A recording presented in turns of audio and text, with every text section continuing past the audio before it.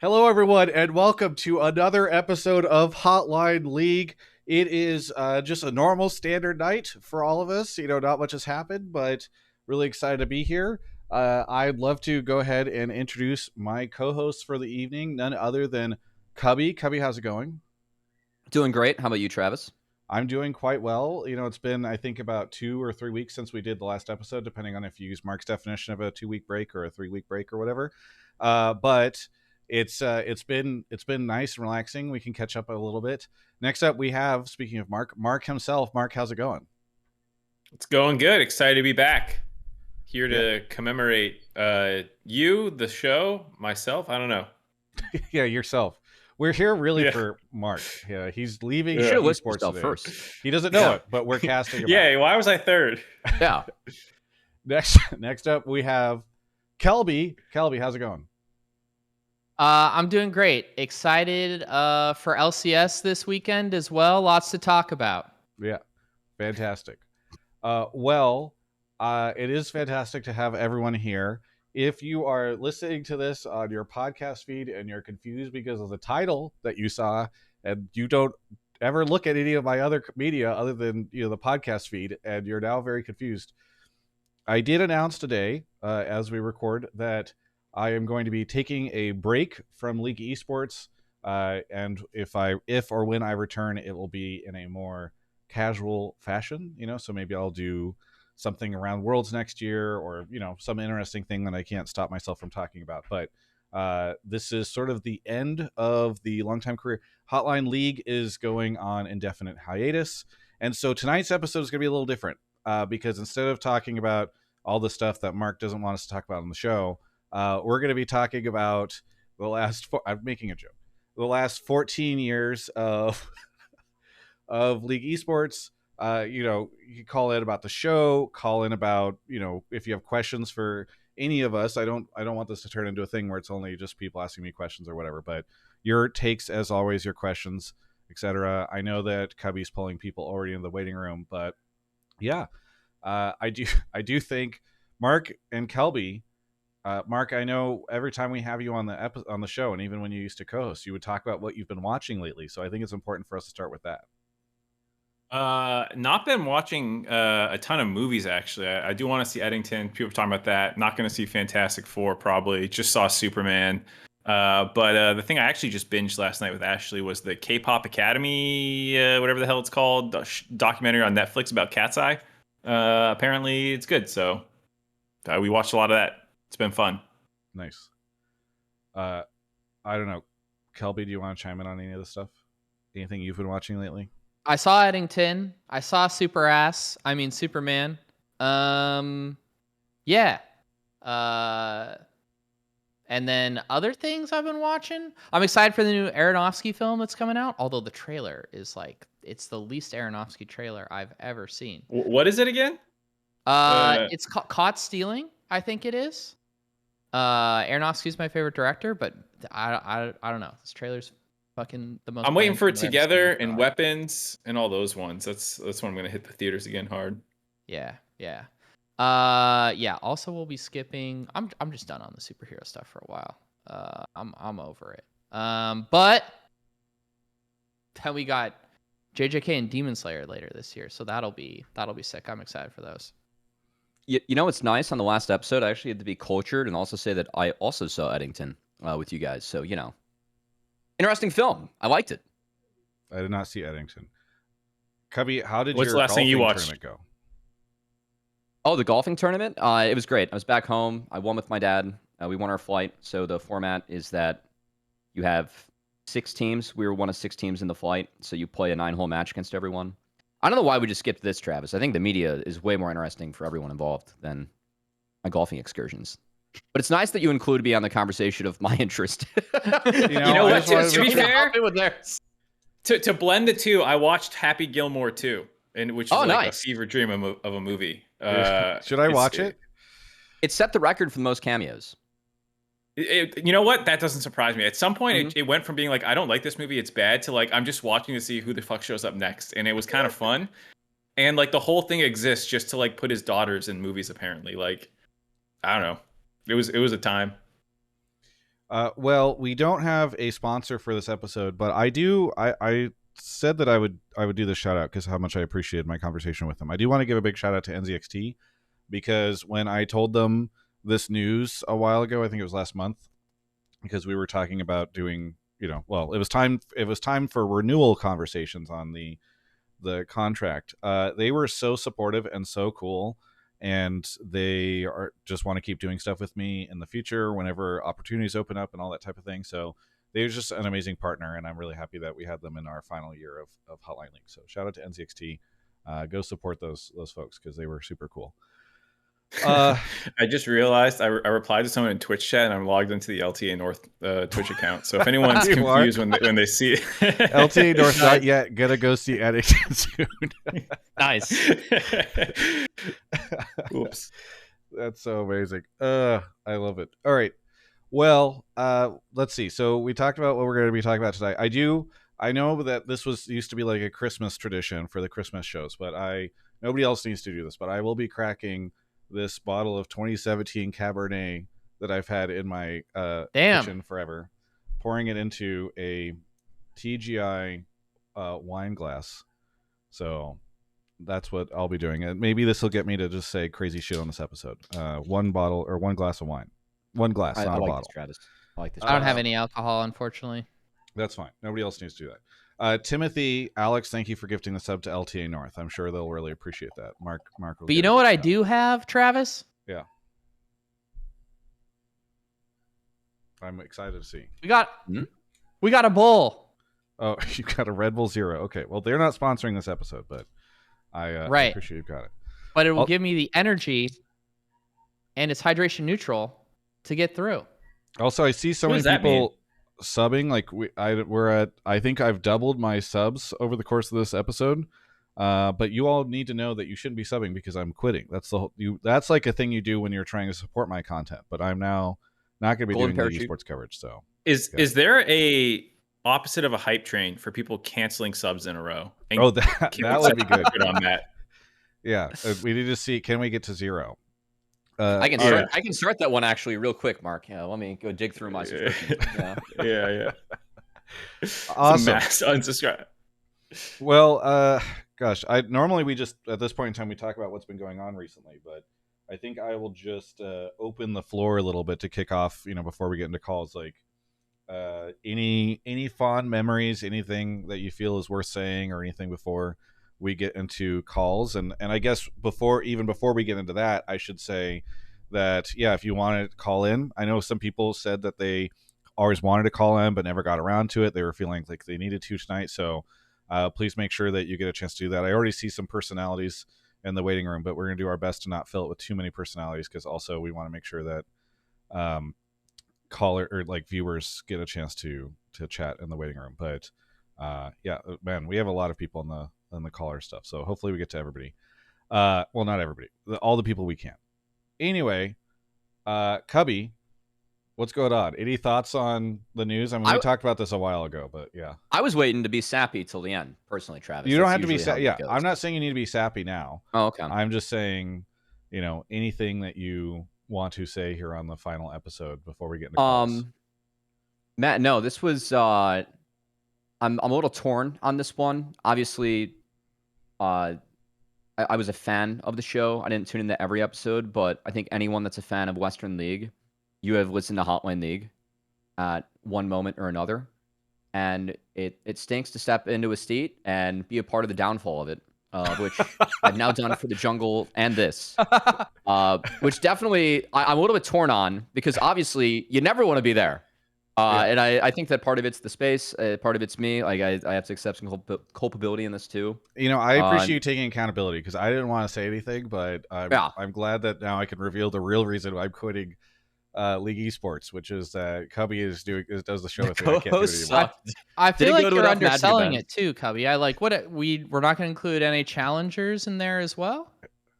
Oh, okay. Well, that's still kicking at the moment. Okay, gotcha. All right, okay, understood. Yeah. Kicking very quietly. Yeah. Mm-hmm. Yeah, but no, I guess Phil made that whole big stink about nothing. Great. This is a great time to have this conversation, Kelby. But no, it's been a lot of fun. I would have probably left esports a year ago if it wasn't for being able to do Hotline League in the jungle. It's been a way that I can stay in touch with the community, and I've talked a lot on the show about how sometimes when you work in the space, it's difficult to be a fan. There's so many people that you root for behind the scenes, you see work really hard, and this show kept me connected with the fans and kept the fans connected with everyone and everything. So I think that in the end, this is one of the greatest pillars of content around Western LOL. I think that's just undoubtable fact. And behind the scenes, when stuff is a surprise for folks and isn't leaked beforehand, I always say that it's a sign of respect towards what that individual has done, whether that's swapping over from this show to commissioner, or swapping from caster to GM, or swapping from doing this podcast to whatever's next for Travis. So I'm glad that you had your day and got a lot of nice messages along the way, Travis. And it's been a really fun journey to be a part of the show with you and be a part of some of the history that I think is very closely tied to Western League of Legends. So, yeah. Thank you, yeah. Kelby, you can save all the sappy stuff about me until the end of the show. But for Hotline League, anything you want to say? Because you were on a ton of the early episodes, and every time you come on, like once a year or once every 6 months, we have to have you re-explain why you're here after all these years where all the new people have no idea who you are. So I don't know if you want to reference any of that. Well, we've known each other for a long time. We got introduced back when I used to run CLG back in the day. Now, over the course of our relationship, we've been privy to many goings-on in the esports industry, and unfortunately, a decent number of bad actors. We've lamented and complained about how, there's all these things transpiring, but you can't talk about it publicly because we work in the industry. And obviously, it would be very damaging to relationships in order to air out the dirty laundry. So I am most excited in this final Hotline League episode to hear how many bridges we're going to burn tonight, Travis. It is going to be electric. All right, and here, I'll start with wait. one. I'll start with one. Ready? Okay, yes. I don't really like that Andy Din guy. I'm going to finally say. Controversial take. But, hey, we have an opportunity for Mark to right the wrongs of history, okay? We know that 100 Thieves is departing and there's going to be a new org coming in. So I have the full belief in Riot Games to introduce TSM back into LTA franchising. Let's go! Let's see it. Let's make it happen. Mark? What a pitch. Any leak that you can give us here about TSM rejoining the LTA in 2026?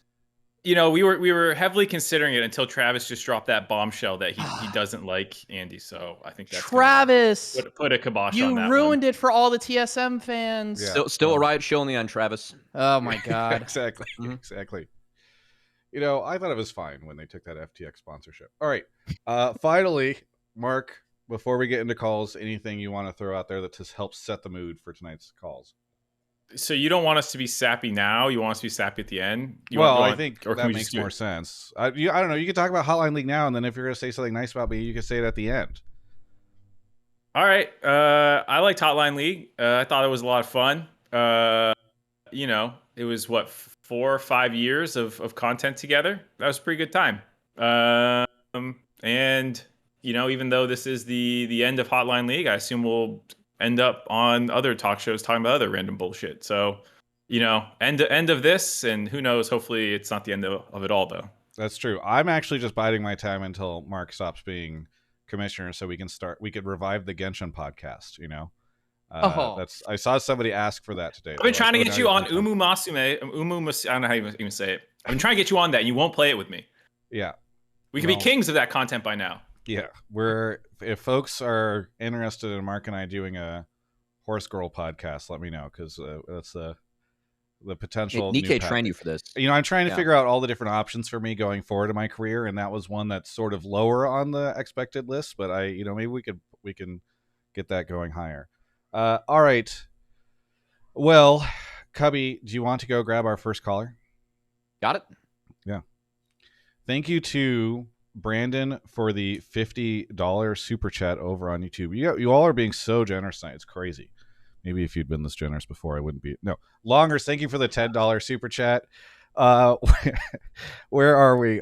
Thank you to Cubby, Cake Shoes, Guided, Studio Spicy for the 5 gifted, Nickelodeon, Danger Tris, Saf, Golden KS, Director Donut. Let's see, Kanoke. By the way, that hype train had 257 subs in it. Prophet Guru, Maltsteezy, Sev the Sniper for 10 gifted. It looks like our first caller of the evening is here, Foxtrot. Foxtrot, where are you calling from? I am from Salt Lake City. Salt Lake City. I love Salt Lake. What do you want to talk about on the show tonight? So I just have a brief, retrospective question for you. Sure. I feel that you've been like a staple in the scene for a decade and a half, and I'm wondering, over all that time, when you look back on it in hindsight, what are a few moments that'll stick out as the sort of highlights of all of that for you? Not necessarily even work related. Maybe it is you got this cool interview after a big moment, but alternatively, maybe you were having breakfast in some small cafe on the other side of the world with people you wouldn't otherwise know if you weren't in the system. And I'm wondering, what are the sort of moments that stick out in your memory as the big things for you, I guess. So I think my favorite, I've said this elsewhere before, but my favorite tournament moment or whatever was a decade ago. It was CLG beating TSM and Double Lift, quote unquote, finally lifting his trophy. Which is, it's so crazy. I was talking to somebody about this the other day, where it's funny that it was Double Lift's trophy case. Will he ever win? Oh, it's so crazy. He's played for so long and never lifted a trophy. And it was 4 years at that point in time. But we all thought that was the lifetime of everything, this old man was just never going to win anything because it had taken him 4 years. But I just remember how crazy that crowd was. It was also the first time that we'd had a North American event in an arena or stadium, because previously it had been at PAX, which was a very different situation. And so it obviously also just so happy for my friend to have done that. I think there's been 2 times maybe where I've cried during an esports event, and that was one of them. So that was a really big one. I think honestly there's just been a lot of times where I've also found myself, here's a pretty personal story. So in 2013, Kelby will remember, I went through a pretty bad breakup, and my partner at the time moved out, and I left for one of the first international trips I ever took was to China, to Shanghai, and it was right at we broke up. She moved her stuff out, I packed, and then I flew off on this trip. And this, I had only just started getting paid to actually do this stuff on a consistent basis through LCS starting. And I remember standing on top of, I think it was the Hyatt or Hilton, some crazy skyscraper hotel, looking over the Bund, and I was surrounded by all these esports people at some riot thing that they had thrown, and I was sipping some whiskey that I really wanted to but did not but I was trying to be cool because I was in my early 20s and was newly single. And I was just things are going to be okay. I think things are going to work out. This really sucks to go through this breakup, but I feel this esports thing looks like it's going to become pretty legit. And I just remember how cool that moment was. And then just other stuff. I think Mark and I do putting together the scrappy Hotline League that we did in Miami, where we had I think Mark made a joke about it, and then everybody was demanding it. So we did a live version of the show where he was wearing pajamas, and we we had just sort of found a hotel that would host it, and we did it all together with some friends. So a lot of those moments, 2022 World's Hotline League tour was a big crowning achievement. So yeah, I leave with many, many favorite memories.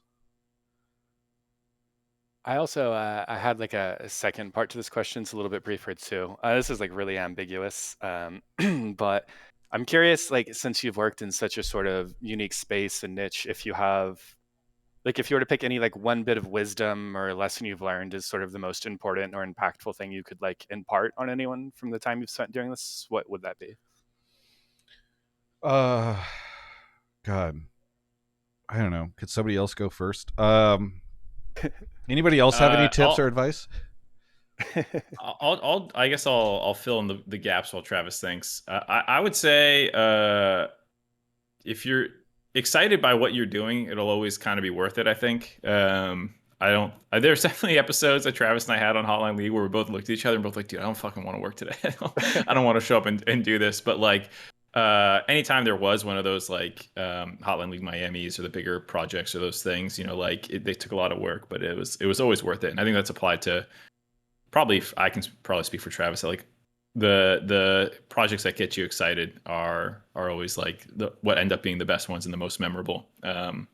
So I don't know. That's probably what a couple of those live shows ended up in that category. Yeah, I think, it's funny because I think earlier this year I had some sort of social media scuffle, and I saw some post that said like, "Oh, Travis, you just do this for the sponsors, but I'm like a real fan." And I thought back to like when I was like racking up credit card debt in order to like start all of this stuff. And first off, would never recommend anybody do that. That was insane that I did that. But I truly found that I was just driven by my passion and interest to do this. And I think a lot of us have done had that moment where it's like, you know what I'm going to do? I'm going to start writing a journal. And then you kind of fall off from it. Or I'm going to pick up like learning a new instrument, and you kind of fall off from it. But like from day one, the very first moment I did State of the League as my first piece of content, I felt so excited to do the next one. I wanted so badly to do the next episode of that show. And it just always went that way. And so, yeah, to kind of bounce off of what Mark was saying, like, I think when you find that thing that you're like, oh, this is not just a small fancy or a small hobby. Like, I just feel so driven to do more of this. Like, pursue it. Maybe don't quit your day job, but even if it just ends up being a thing that is a fun side project or something that becomes something real, and becomes a career for yourself, like, invest in that, because I think we all only find that so often, and the opportunity is really big whenever you can. So. Thank you, foxtrot, for the call. Anything else that you want to add here at the end? No, that's all I had. I appreciate your insight. Yeah, thank you. And hopefully foxtrot left before I give them shout outs, but hopefully, feel free to also ask other people on the cast some stuff, because I don't want it to just become I was about to ask for him. I was going to say, is there any pearls of wisdom from Cubby or Kelby on eSports? I think is Cubby. Are you muted? Kelby? No, Kelby's in the other channel. He's grabbing a caller. Oh, okay. That laugh lined up perfectly with what I said, and I was like, I don't think I said anything that funny, but okay. Yeah. I have stuff, but I'm long-winded and I don't want to ramble. I know we got a lot to get through, so you guys had great answers. Well, feel free to. Kelby's advice is to live frugally until you have a big enough bankroll to live off passive income for the rest of your life. Which that's just common sense. I don't know what to say. Yep. It's. Cubby, do you have any? We were going over like if there's anything else that you would add, any advice. You're the new face amongst all of us, relative to all of our. Is this eSports or money advice? Life advice. Yeah. If you have any financial advice for people, no, just anything in general. This is now a financial podcast. That was the pivot. Travis was waiting to the end of the episode, but I jumped. What meme coin are you all in on, Cubby? I'm up 17% the last 3 months. I've been day trading my free time. I'm gonna be. You should buy the Tesla dip. I heard their earnings call, and I'm 100% honest about this. No. Do what you love. It'll love you back. Anyway, we've got more callers, Travis. I'm keeping things moving. All right. So we're now we've only done this a handful of times on the show, but apparently we're doing it on this show. We're joined by 2 callers, none other than, well, the first one is Jamada. Jamada, how's it going? Where are you calling from? Good. London, England. London, England. And also from Jake. Jake, where are you calling from? I'm calling from war-torn Burkina Faso. Okay, I don't know what that is. What do you two want to talk about on the show?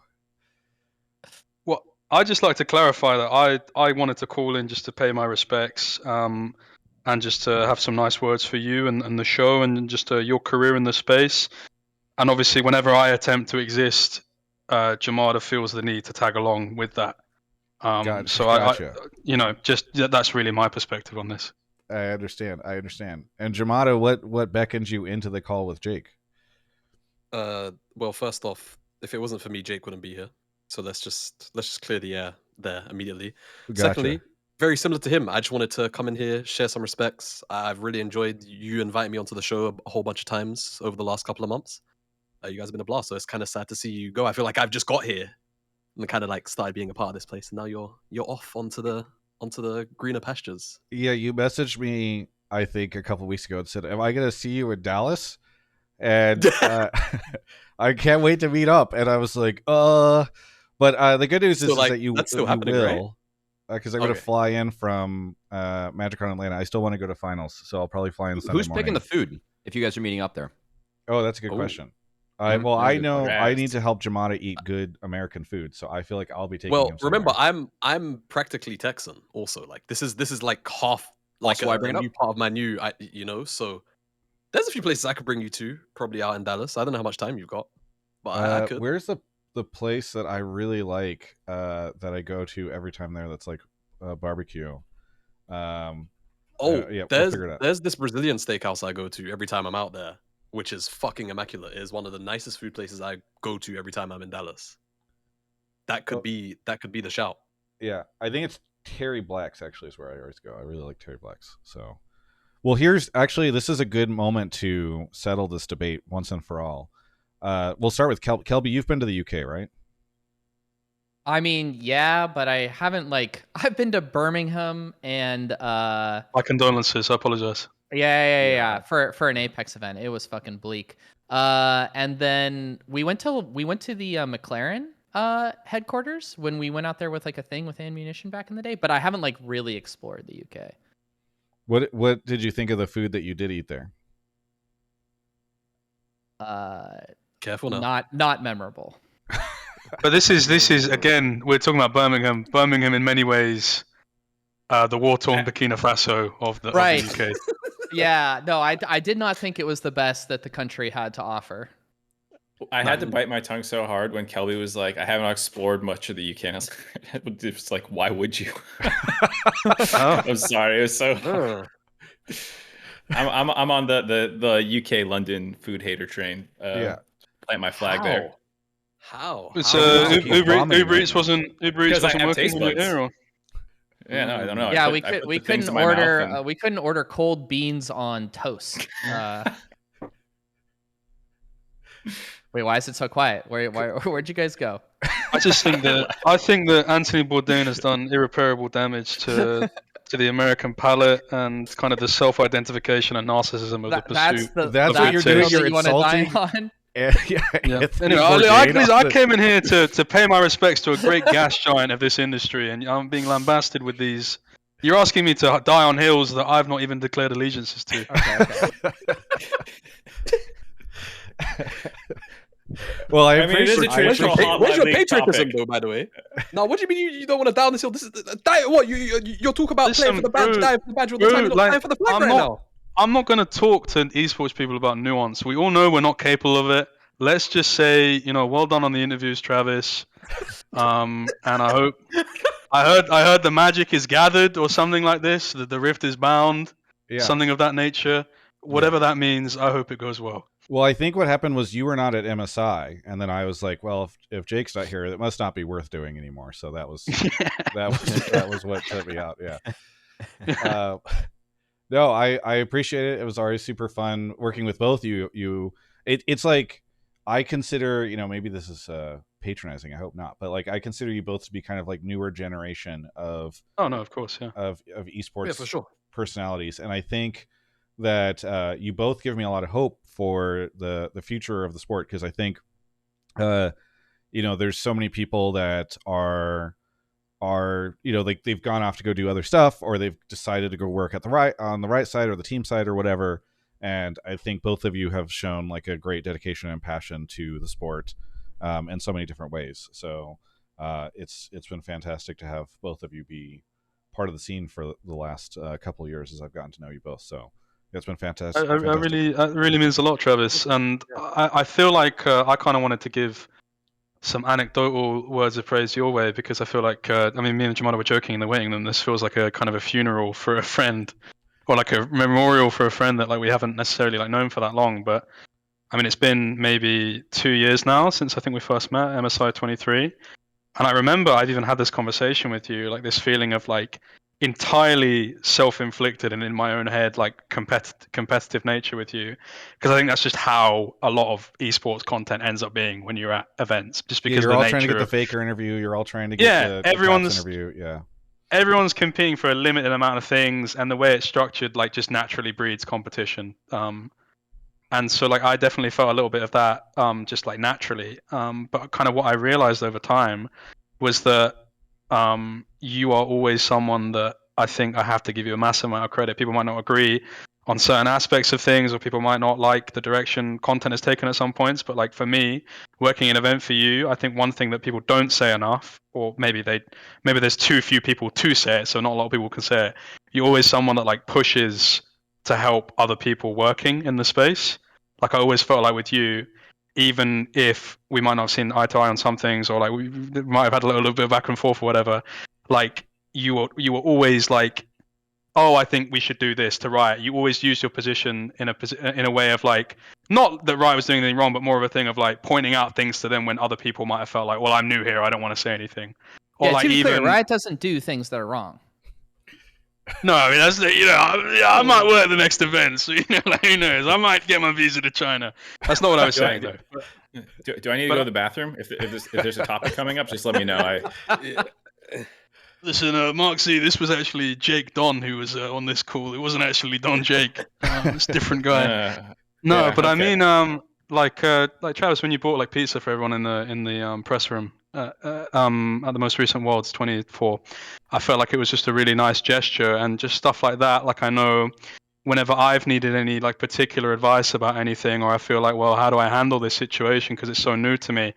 You've always been like very forthcoming in terms of saying, hey, like this is maybe what you should do, or like I'm not telling you what you should do, but like bear this in mind, and this is my experience with this.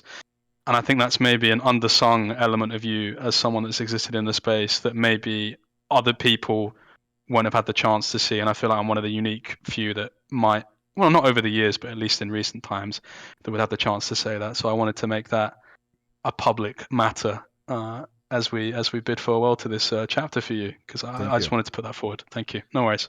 Yeah, no, I really, really appreciate it. I mean, I think I historically I'd not always been as good about that. I think because in the early days, and we talked about this, I think in the early days of my career, I did feel that competition because you were kind of scrambling to get your foot in the door and like keep your feet underneath you, especially when everybody was trying to figure out what the hell this was going to be.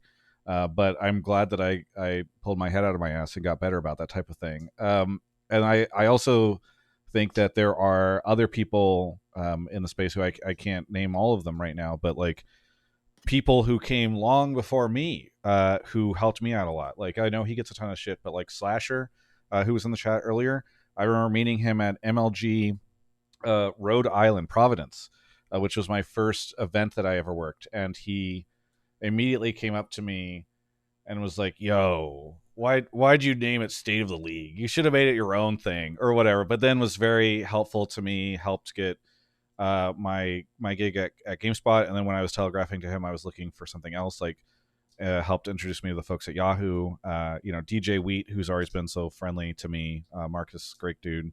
Like there's just a lot of people who've been around esports even longer than I have, even though I know that everyone in League thinks I'm ancient. And so I think being somewhat inspired by a lot of the ways that they all helped me, I think I tried to kind of push that forward. So, I tried to help people like Kelby. He really didn't know anything he was doing when he got into esports. He was like, what's going on here? Who is this? What's a CLG? And so helping all sorts of folks was great. Mark, I did not ever try to help. He just seemed like an angry coach that lived in a closet. So I didn't ever need to help him, I think. But yeah. I just worm my way onto different things. That's as true. always, continuing to slug and worm my way up the ladder. Yeah, you beat me to the commissioner job after my third or fourth application. You somehow got it. So my cover letter was basically just saying the exact opposite of Don Jake, and that got me. Yeah. Well, thank you, Jamada and Jake. Any shout outs you want to give here on the last episode? Yeah, very briefly, just wanted to announce this new show that me and Jamada are doing called Coldline League. Yeah. It's basically going to be, it's kind of a format that hasn't really been explored. Basically, we get like really stupid people that don't really know anything about anything, and that's not us, just to clarify, because obviously, clearly, we have the knowledge. We know a lot. Yeah. It's Yeah, the a lot. callers. Yeah, it's the callers. And when I say Thank you. callers, I don't mean, sort of prospective ideological peasants of the night. I'm also mean people that want to ask questions and they call in. It's sort of like Howard Stern meets Walter Cronkite, if you know him. That's an old-time reference for some of you old-time gals. And yeah, we're going to be launching that conveniently tomorrow, actually. Oh, In interesting. no way in relation to anything that's Yeah, recently that was happened. planned, I'm sure, for a long time. Yeah. Yeah, no, we've got the drawing, we've got the storyboards to prove that. Yeah. Jamada, any final thoughts here from you? No, not too many. I just hope that I hope this is the first and last time it gets said. Whilst this chapter is closing, I hope that this does potentially open the chapter on Cat for Kobe. Otherwise, yeah. Thank you for humoring us just one last time on Hotline League. Yeah. Also, thank you all. I want to say one last thing. Oh, Is any I'm just going to address an elephant in the room. Obviously, not myself. I'm in my room, not your Are you room. sure? Guys, so the name Cubby is that's a homosexual reference, right? what? I'm the only one that's seeing that? Okay. Anyway, thank you so much. Enjoy the rest of the show. Thanks. Have a good one. Completely missed me. Yeah, I don't. Oh, I got Yeah, that. is I got that that one an for English thing or? You Cubby, guys know what a aware bear of is? this? I don't know if I Yeah. want to ask you to explain. Okay, gotcha. Yeah. Okay. Mhm. You know what? We're gonna move on to the next caller. Yeah, okay. Thank you to Icebreaker Mints, Dylan, Zach Zizen, Jeremy, and Daniel Watt, who all sent $20 super chats. I don't know if that was coordinated or you all just on YouTube decided to send $20 at me, but thank you. And RL2025 for becoming a member. I do have an interview that Emily did with me that will be that is already up for members on the YouTube channel. So if folks want to check that out, and I did mention in the video, if people didn't see, that I am going to continue to do members only videos. So that'll be fun. Oh wow! Speaking of Emily, that's very conveniently timed. Emily, welcome to the show. Where are you calling from? Creepy. I'm calling from Culver City, California. Culver City, California. What do you want to talk about on the show? So I was gonna ask you guys all what would have to happen for NA to be considered saved, which I asked Papa Smithy before, but that is a little depressing on the last show. So I'm instead gonna ask, because all of you have been, like, obviously Travis has been the mainline host through it all, but Kelby, Cubby, and Mark have all been on Hotline League specifically. What is your favorite or most unhinged call that you had to field while hosting the show? I already know what Mark's going to say, but Mark, go for it, Mark. Because wait, you try. You guess. You guess what I'm going to say. I bet it's Emily not. asked me this question in the exit interview she did with me, and I said like the very first Mahmood call.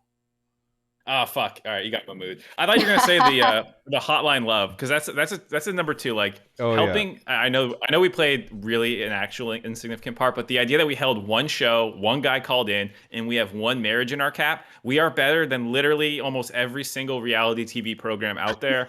I don't know why we didn't make Hotline Love a thing. The people have been calling for it to come back. This could have really been the golden parachute, Travis. Hotline yeah. Love. Yeah. Well, that's my announcement next week, is that I'm actually just switching Hotline League all over to Hotline Love.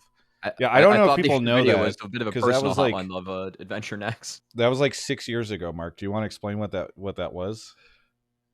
I don't remember why we did it. I think it was, again, one of these stupid things where one of us just said it and then we did it. We did a dating show for a Valentine's Day one, and Captain Flowers was on, and it was like, probably not a good idea from a PR perspective. But we tried to give advice on dating to a bunch of gamers, from gamers to gamers, people who like League of Legends. And I think it went well. We didn't really have a problem. I haven't actually watched it back. So now that I say that, maybe it doesn't age well. But It was kind of a mess, but we had a caller. Avali was on as well.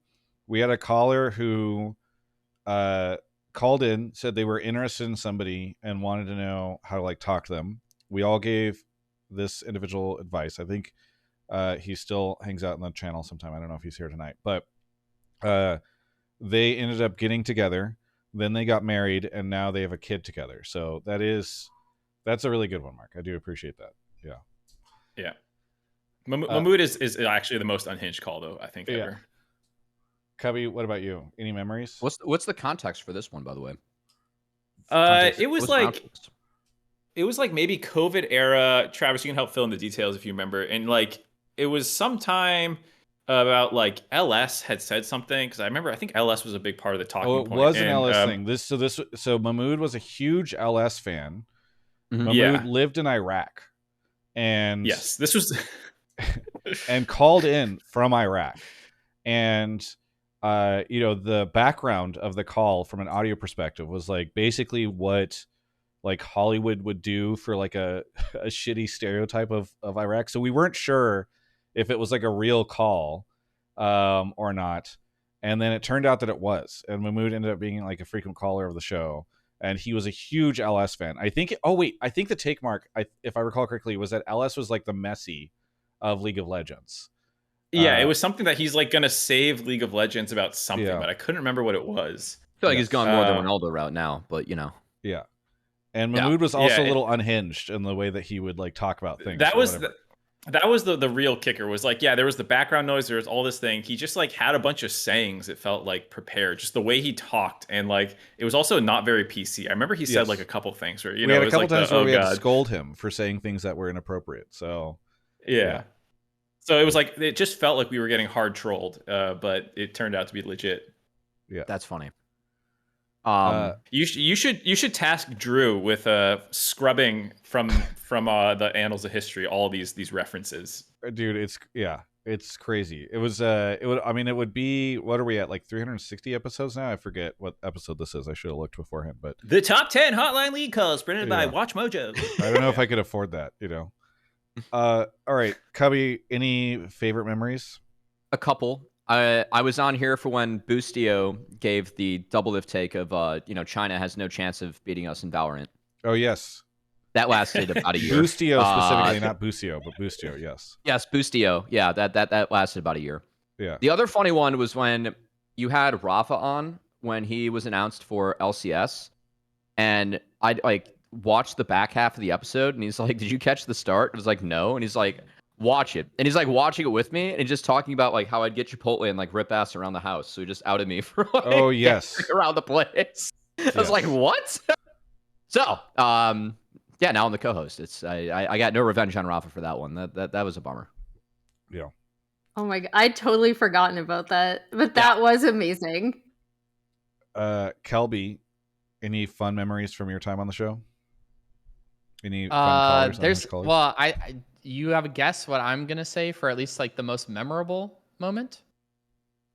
Most I have a memorable? guess, I mean, I feel like you're a huge David Steinach fan, so I feel like you're gonna say that he was your favorite unhinged caller. Well, I have two guesses. Hold on, it's either Chain Smokers or Tidy Cats.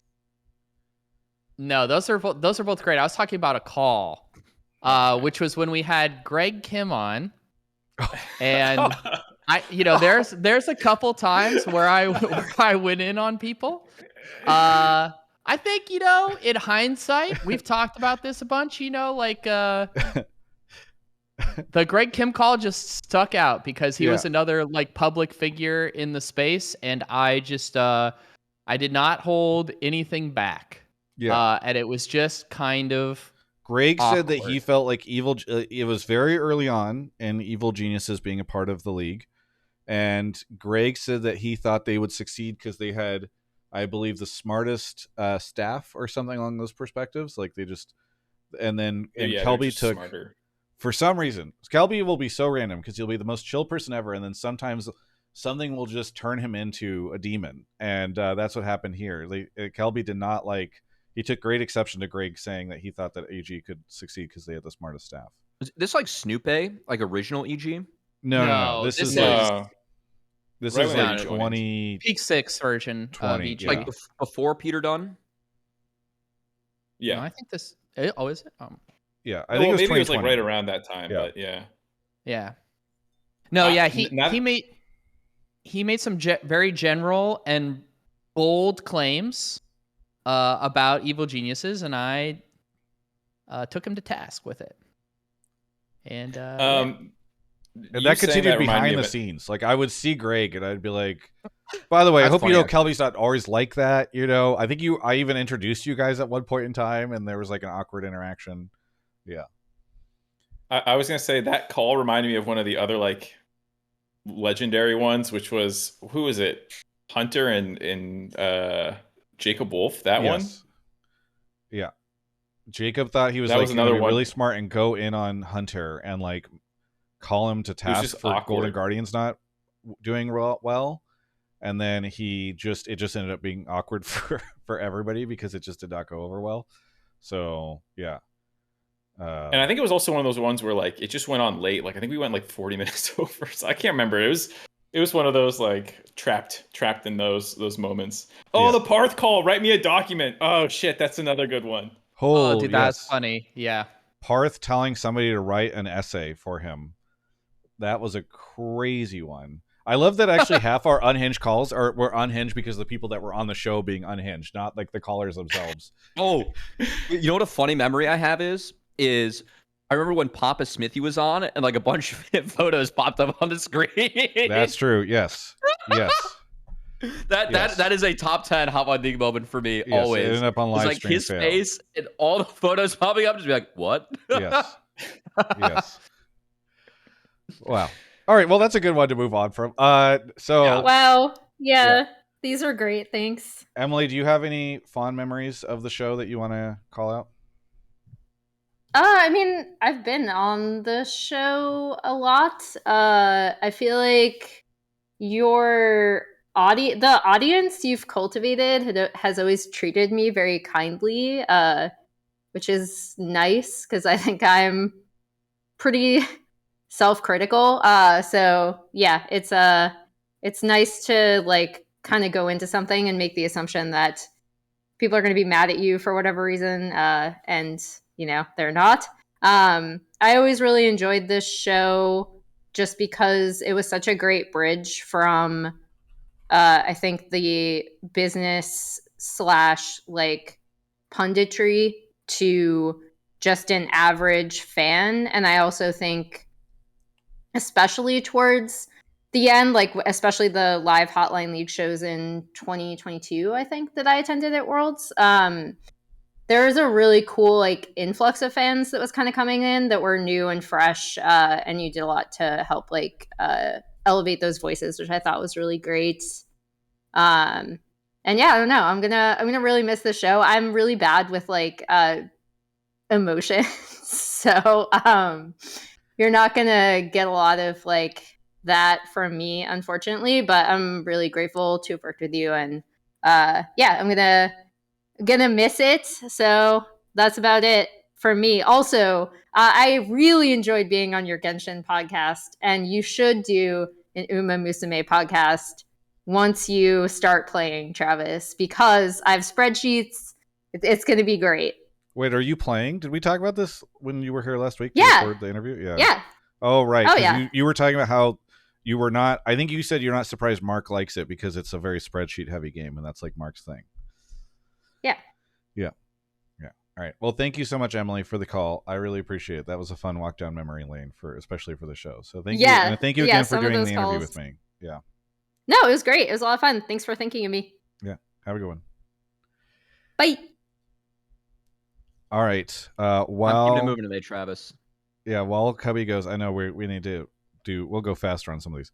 RL 2025, thank you for becoming a member, and thank you for the 10 gifted memberships over on YouTube.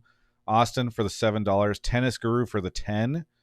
Life of Avix, thank you for becoming a member over on Twitch. Thank you to Mac to Ace for 44 months.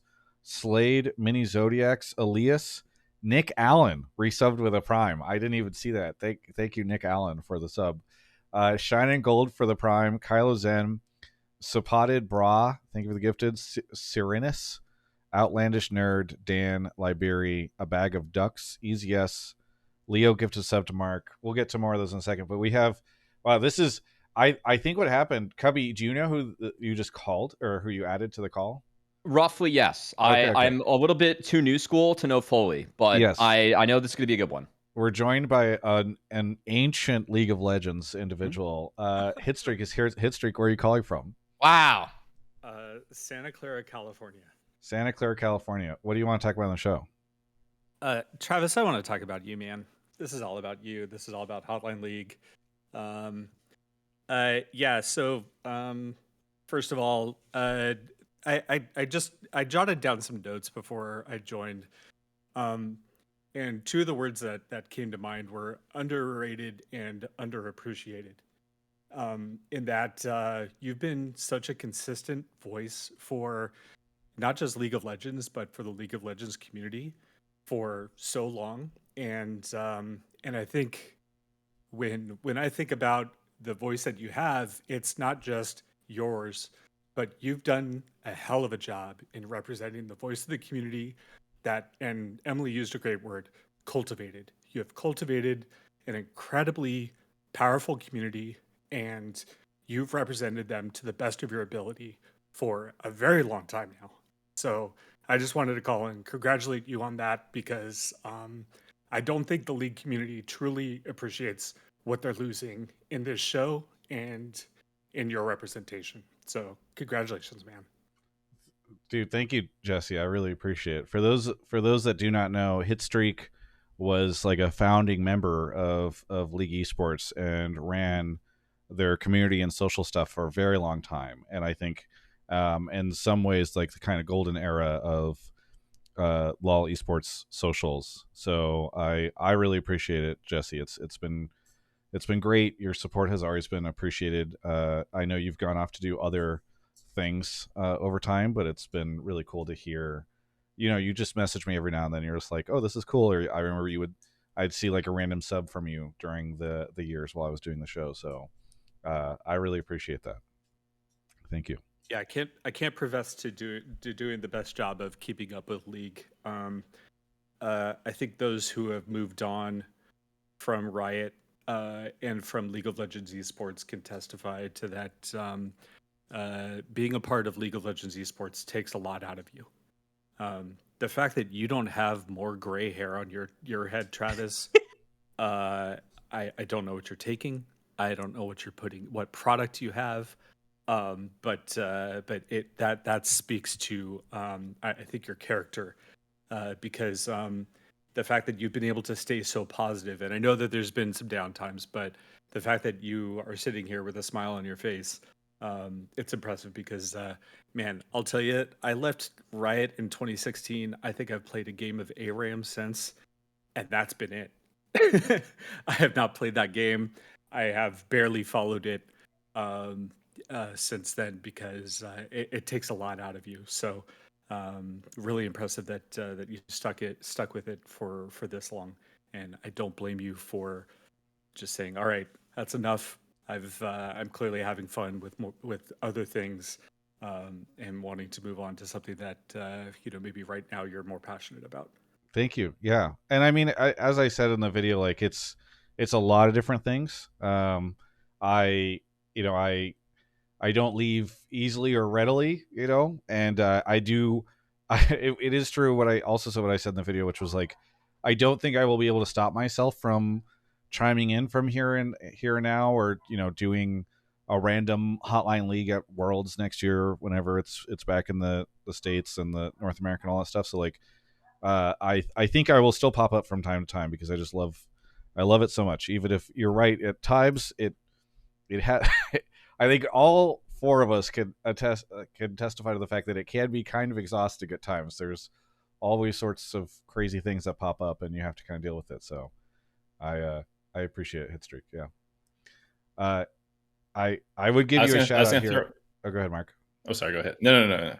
I was just saying I'd give you a shout out here, but I feel like you said so many generous things that I don't feel like there's anything else to say from you. But I thank you so much for the call, and hopefully we can catch up soon.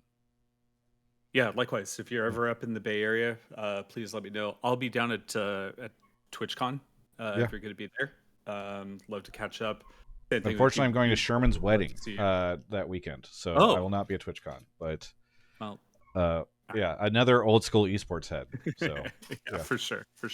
thanks, man. Well, Everyone. hey, I don't need to linger. Take care. Best of luck. Yeah, thanks.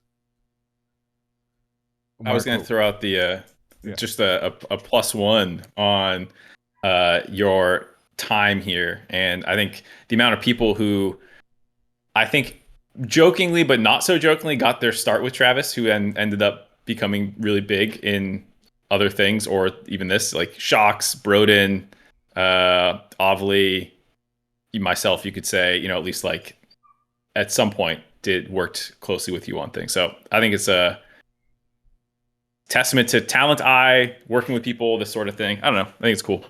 Yeah, thank you. That's the joke I made earlier today in the Discord, was that now that Drew has announced that he wants to do content, I have to get out of here quick before he surpasses me, because my ego can't take another person surpassing me in terms of fame and following. So I appreciate it. I think we're probably ready for another caller. Thank you, Jard, for the $20 super chat. Where are we? Oh my gosh, I'm having a hard time keeping up with everybody subbing. Thank you, everybody. Dylan, Chill, and me. MTG Perry, thank you, MTG Perry, for the dual land. It was great seeing you again at MSI. Danny Grimm for the 20 gifted. EMBW. Oh my gosh, EMBW. By the way, I just want to say this. I will continue to stream at times. So I've enjoyed the Twitch chat community. YouTube, you know, we're getting to know each other still, but I do appreciate all of you as well. But the people that have been in the Twitch chat for, you know, a decade plus now, I appreciate everybody. So In Times, Simon, Shauna Tonin, MSU Gerard, Danny, thank you, everybody. Zemelci is here. Zemelci! Oh my gosh, did you stay up way too late for this episode again? I mean, I figured it would only be appropriate. Do you once more have people sleeping and nearby that you I have people sleeping in the room next door. So well, where are you calling right now? I am calling from London, United Kingdom. We have somebody London callers. What do you want to talk about on the smart show? caller. Yeah. I successfully convinced Kelby that it would be appropriate to have someone whispering calling in for the final episode as a nod to the show's many trials and tribulations with audio over the years. That's true. But I also... Can I make a real quick request before you ask your question? Go for it. Could you tell me that I've been a very good boy? Okay, all right. Let's... Kelby. Oh, Kelby. You can figure That's that out a very later. naughty request. Zemelci, please, you were saying, if you could please continue. Sorry.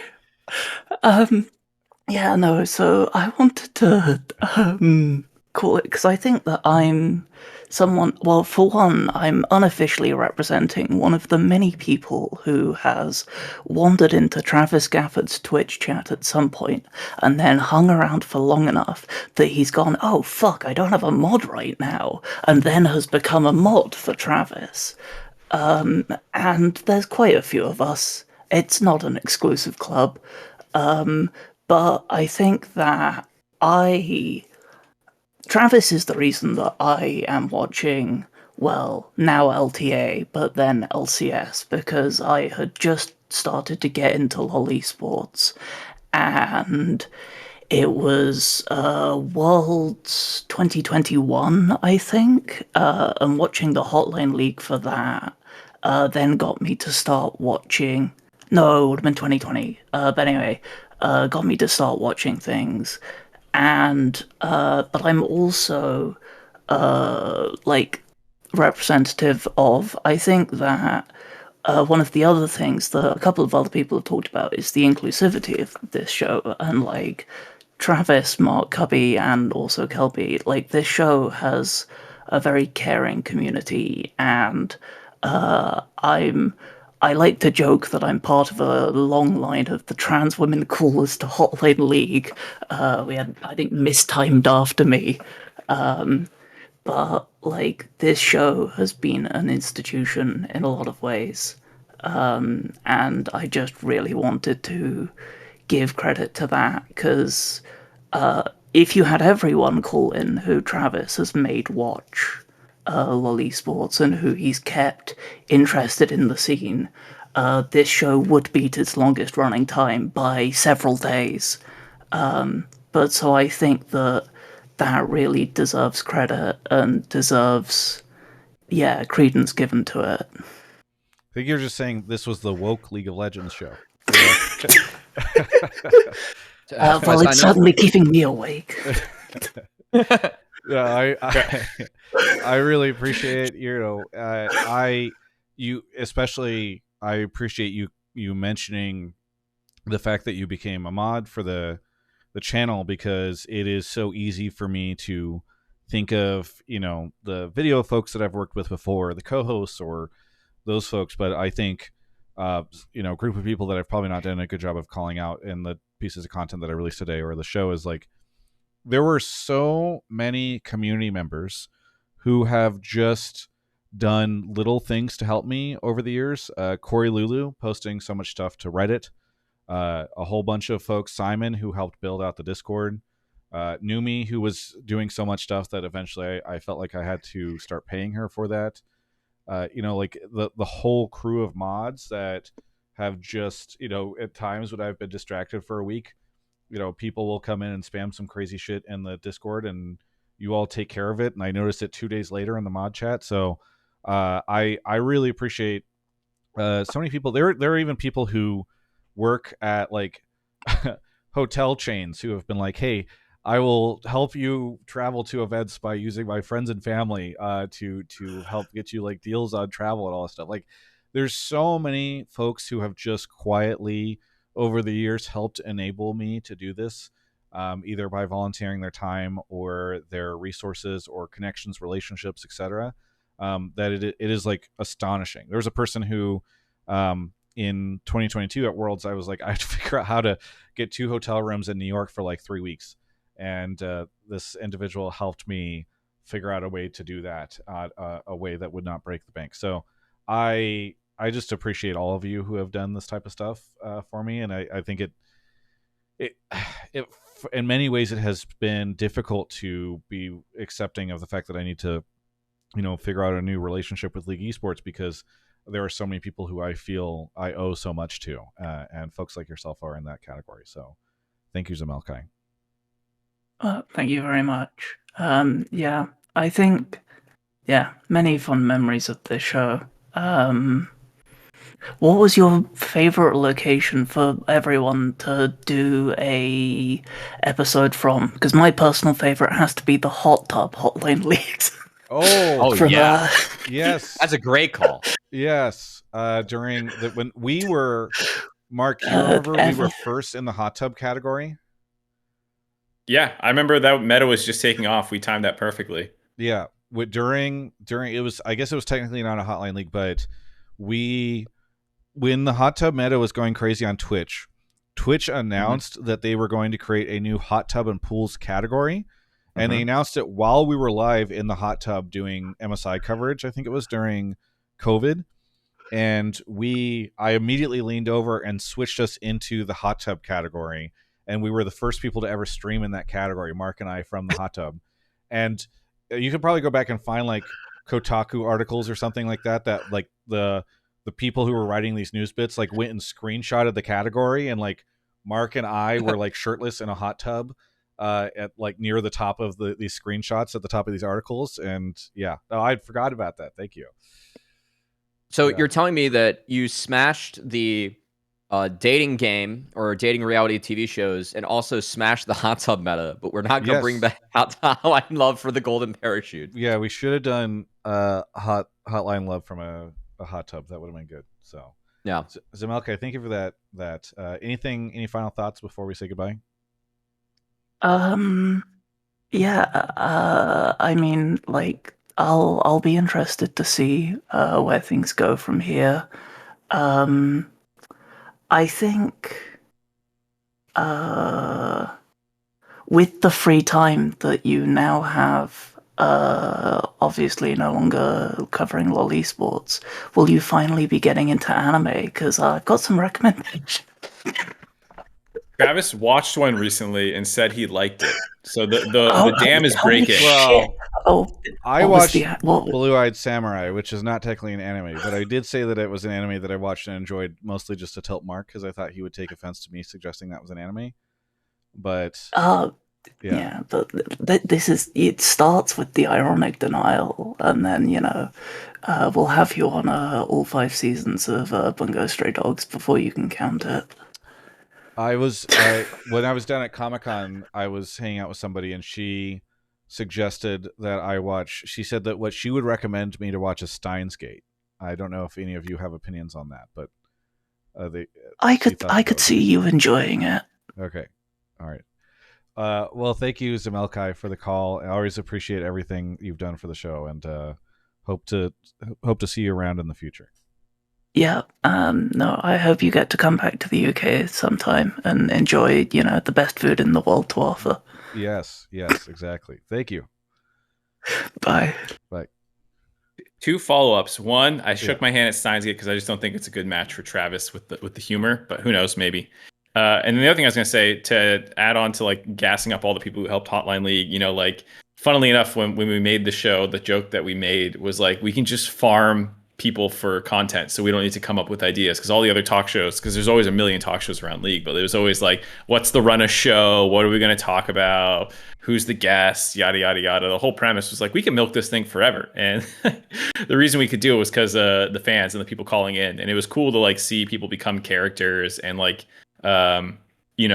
really help carry the show in a lot of ways. And there's a long list of legendary callers. Like people were mentioning Tom Shu again, David Shynock in a lot of ways, zemelci always called in, Warden Winter, and then Jay's, I can't remember Jay's name now, is handled. But like there's just been people over the years who would call in pretty consistently and help us, make a good show. Yeah, Mark finally revealed the secret. Tom Shu. Blue Jay, yeah. Oh, R.I.P. Tom Shu. I love Tom Shu. Mark finally revealed the secret of the show, which was that Mark and I would always have to do show notes for the shows that we would be on, especially because I'd been doing them for so long. And it was just like, wait, we could just not ever have to do show notes and do this. The other thing, Mark, was that if you remember, you and I were really concerned that we would get like, it's like, wait, can we do a live call-in show on Twitch, or are we going to get fucking trolled by people? I think we finally got. Do you remember the one time we got somebody who called in? Yeah, we got I think a single troll in the history of the show who called in solely for the point of like saying a slur and running away and telling us said like, fuck I fucked your mom last night or something. I was like episode. Yeah, I can't remember. Something. And it was like awkward and weird, and they like the chat was just like spamming question marks, and that was it. And we just continued on. We didn't have to kick him. He just left. Yeah, they just the person just said it and left. And it was like, okay, well, we finally got one, and then it didn't happen again in the next like 320 episodes. So, shows that people are maybe a little better than you give them credit for. Yeah, well, or that if you make them wait in a waiting room forever, they will not spend the time in order to do something dumb. All right. If we don't hear "I fucked your mom" in the next by the end of this episode, it's a dud. It's unfortunate. Yeah. All right, Cubby's off to grab the next caller. Thank you, Jard, for the $20 super chat over there. Holy moly, let me see if I can catch up on all these subs. Mohica, Pikaru, Mr. Mojo, C. Sears, Denholm, Fenron Jenkins, 90 months. Fenron, Damn. thank you so much.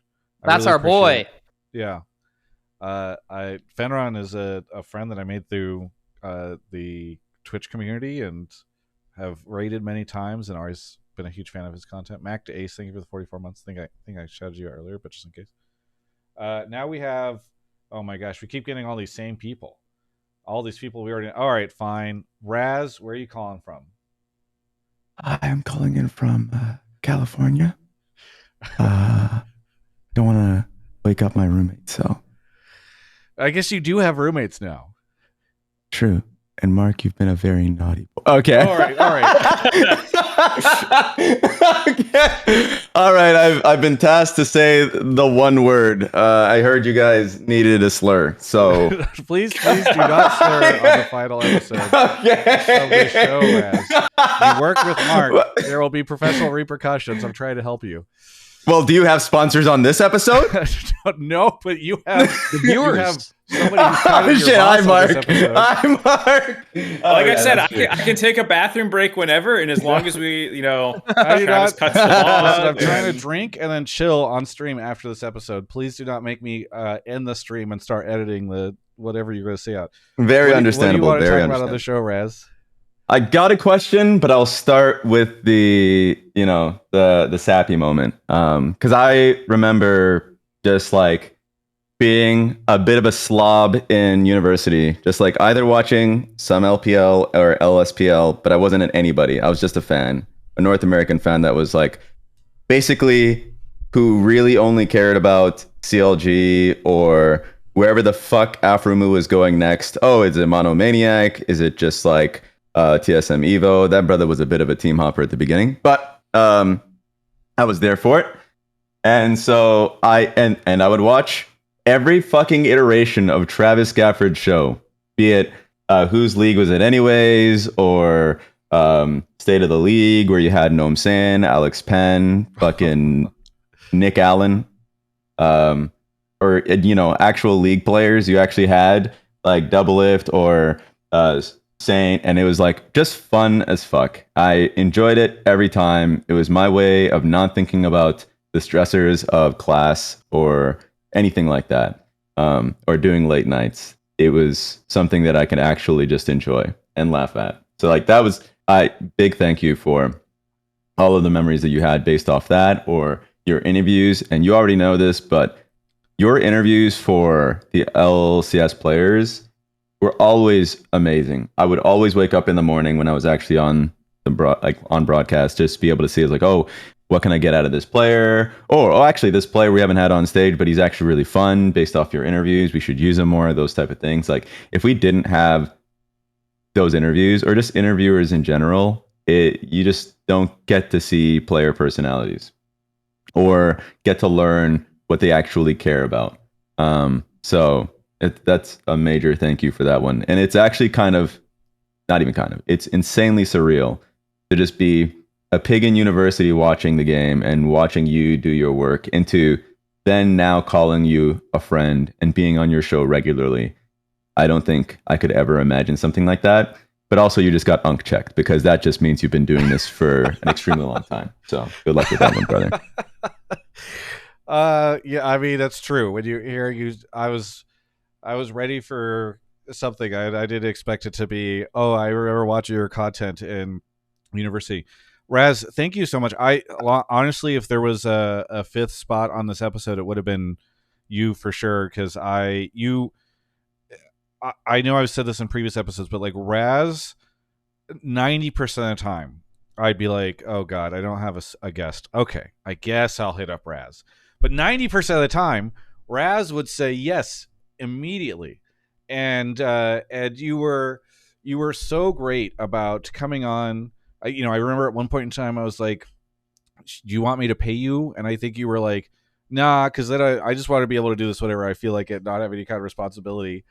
And, yeah, pretty much. Yeah. Thanks for that one, Raz. Appreciate it. That's a dub. Pretty much. And that's a sentiment that's always really resounded with Travis. Oh, I don't have to pay you? That's fantastic. I like to think, I did my best to compensate people, but I know you were always very, very, very generous with your time, and you brought a level of energy and excitement and humor to this show that no one else was ever able to achieve, I think. And I feel like you and I always had like a pretty good dynamic too, where Mark or myself or Cubby could like set you up for a joke, or you would set one of us up, and you would push the line in a way sometimes at the end of calls or at the end of an episode that would that would make me blush a bit, and then be like, okay, it's time to move on. And I truly appreciate all the time and energy you invested into the show. But also, as you said, like as friends, it was always great catching up with you. I remember even this year, my birthday, you had like another thing you had to get to, but you like ran over really quickly and said hi and all that stuff. So I'm very, very, very much hoping that even if I'm not attending the arena as often and going to events and doing all this stuff as often, that I will still be able to maintain the friendships that I've made here over the last 14 years, and you're one of those people. So I really appreciate it. Yeah. The funniest thing too, because I really appreciate it every time I can come on the show, because it was a way for me to get my opinions out. Because of course, like broadcast, you always have to have the broadcast hat on. But then I realized, of course, other than putting in the work and streaming myself or putting out content myself, just coming on the show and being able to interact with the community was a good way to getting my personality, but also just my thoughts out, like my real thoughts on the scene, the players. And I really did hope that more players would do that themselves, but here we are. And so like a question, one thing too, what's really funny, because I made a video in 2014. You already know what this video is. It's called Gaffing Intensifies. Oh my gosh, I've forgotten about this. Holy crap. I can't even link it in the chat, but you might see it already. But like, it was just a video of just, what was it? Italian Ramis laughing with a very unflattering photo of your face. And the fact that I actually got you to watch the video is just hilarious. Like, what is it?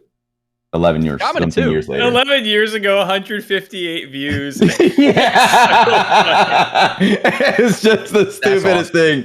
I guess the question that I would have for you and for anyone here as well is, who would you say is your favorite guest to bring on? I think trying to think what would my favorite guest that you can start first, because I don't even have an idea on my own question. I have no idea. I mean, I'm wondering if anybody else on the show does, but I think it was very funny the day we got Faker on, because we had like a MasterCard sponsorship thing that we did at All Stars. Oh yeah, All Stars, yeah. Yes, and Faker literally came on Hotline League, which was, I remember, like MasterCard was like, we think we could set this up for you, and we're like, okay. So that he like made, he's not on. We were rotating a bunch of people, but he was at that event, and they brought him over, and I think we asked him a couple questions. We had like a caller, I think, call in, and so the fact that we had Faker on Hotline League, I think, is still really funny to me. That was a crazy episode too, because we also had, I think, Caps and Perks on. Yes, and I think it was right when they announced that Caps was leaving Fnatic and going to G2, and they were going to do this role swap thing. I think that had just broke then. Maybe I'm gaslighting myself, but I swear it would make sense. Yeah, because it would have been during the off season, because All Stars was during the off season, and I think that did happen. And it was funny because at MagicCon Vegas a month ago, I went back to, because that was at Top Golf. Hey, Cubby will be excited about this. It was at Top Golf, and I went to Top Golf for like an event that was happening there, and I like leaned over to my buddy David, who works in the Magic space, and I said, the last time I was here, I was interviewing Faker on my show. And but yeah, I think that's right, Mark, because I remember we had them on and they were kind of just bantering a little bit, but yeah. I'm gonna, instead of answering Raz's question, I'm gonna tangent and just say I appreciate one other category of people who helped carry Hotline League over the years was Twitch chatters, people who didn't want to call in and who were just keyboard warriors, which like 95% of the time was Raz. Travis highlighted the fact that he did often come on the show, but way more frequently, and a lot of people who were too scared to get on the show would just sit in there and trigger Travis and I. And the amount of times one of us would have to check the other person because we're just arguing with Twitch chat, and Travis would be like, Mark, the listeners cannot hear Twitch chat. You can't just respond to the question. Mark would just be like, what are you talking about? This blah, blah, blah. And I'm like, people are going to think you're like, I did a weird edit in the podcast because you're just talking to the void.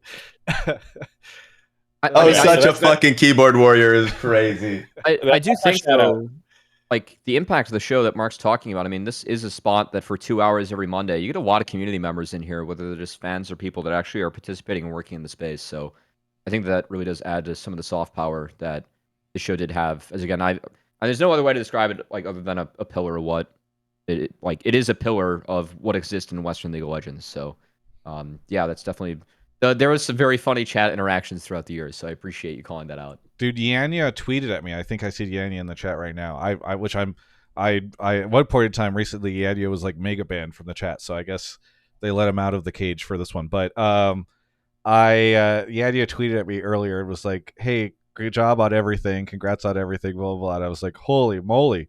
The troll himself is like tweeting at me, congratulating it. Paying respect. Yeah. Oh, yeah. Yanya says I was never banned. Okay, well, I don't know who I banned then. But I will I will add to the guests, not a guest, but one of the coolest pieces of content I saw from you early on, Travis, was when you did the retirement interview with Hi from the studio. It was like 30 minutes. Yes. That was a really, really good piece of content and interview. And Hi talked about how like some of his favorite team memories were like getting wine drunk with a team and scrimming, which I definitely used for a team of mine in the future. And that is some of the best like memories that we have had from that team. So yeah, definitely very fun. Thanks, Kelby. I miss doing all That's a good one. Those really long interviews. Those were always such a joy. That was a good one. Yeah. Mine, we were on the conversation earlier in this call about slurs. My favorite guest has to be about revenge, talking about GMs. Now that's that's talking about GMs. I almost said that earlier. Oh my god, that was insane. Anyways, that was fun. And yes, Revenge as I did say that North America, I think he said North American GMs are, and then he very stupid. He used the R word. Yeah. it was pretty funny. I had to, and then he had to immediately apologize a ton. He's like, "I'm so sorry. I'm so sorry. I shouldn't have done that. I shouldn't have done that." Yeah. Very passionate. Yeah. I guess I'm gonna leave. I already spent too much time, but I will say my last question to you is: if you want to answer this question about who's not your least favorite guest, but the most awkward guests, something like that, you can answer it any which way you want. Yeah, I mean, I think there were multiple times where somebody came on and tried to like confront somebody. We talked about the Jacob Wolf thing earlier. Somebody else mentioned Monty Colligatted like talking to Chopper. What was an episode that happened on where like he was the final caller? That's and gotta be an old one. It got weird. Yeah.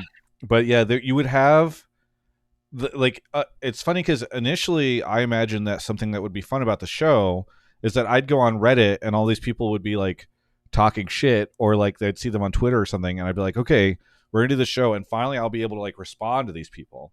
And that never happened. Everybody who came in would be like, hey, I was just wondering if I know you did your interview, but I was kind of thinking that maybe one thing you didn't really talk about too much was this.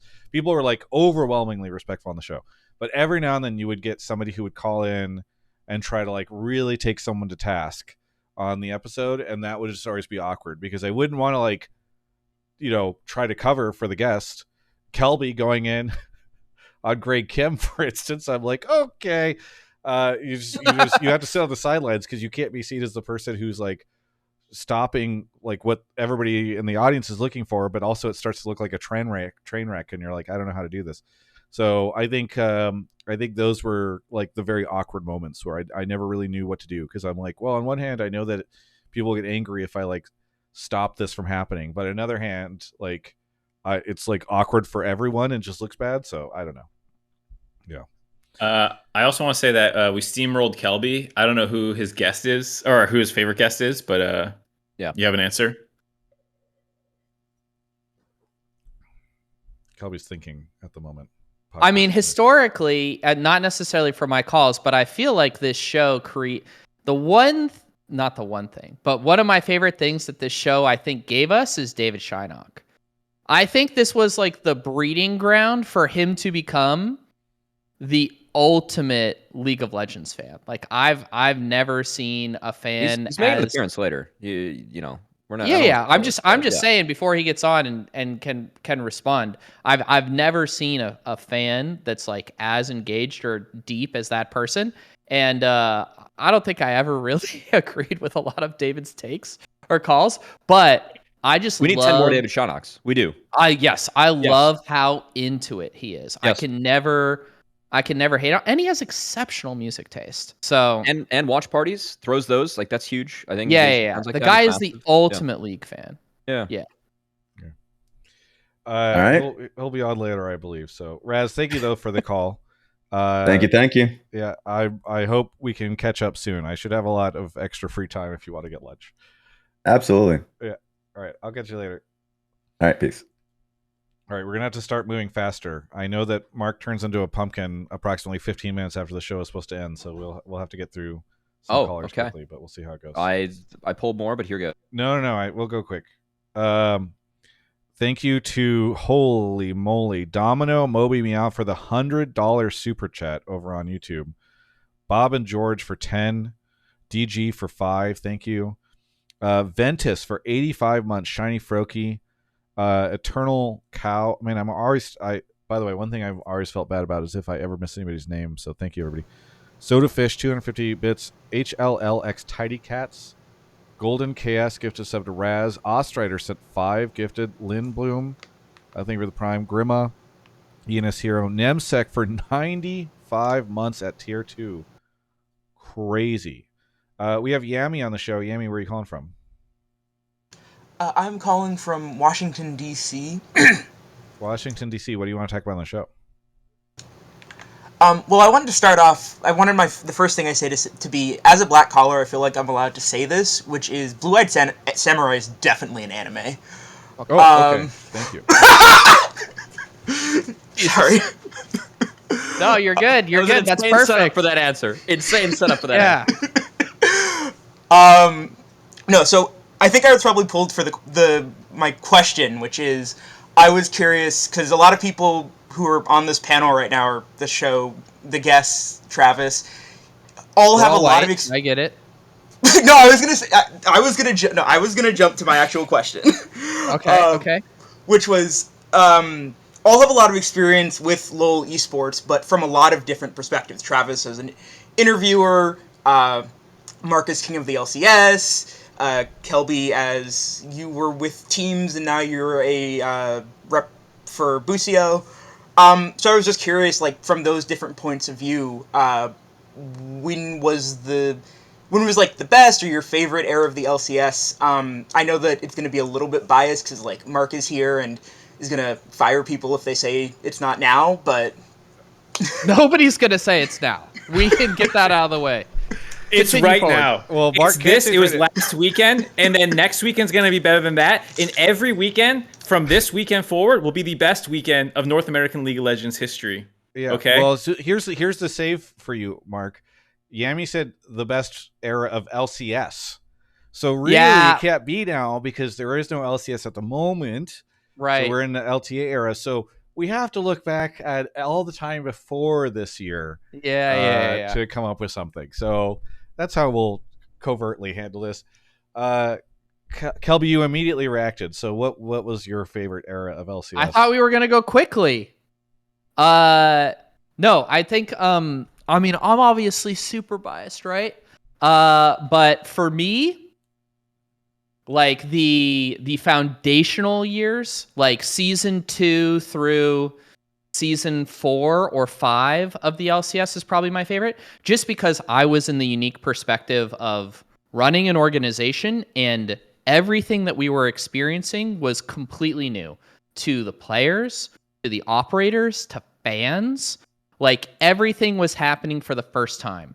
We'd never had a LAN before. We'd never have 100,000 concurrents before. Like, players go to events and there's huge lines and autographs and signing, and Travis is getting freaking 150,000 views on a double lift interview. It's just crazy, right? And I'm working a job that 2 or 3 years ago didn't exist. Is like literally a figment of my imagination and could never dream of something that was so cool.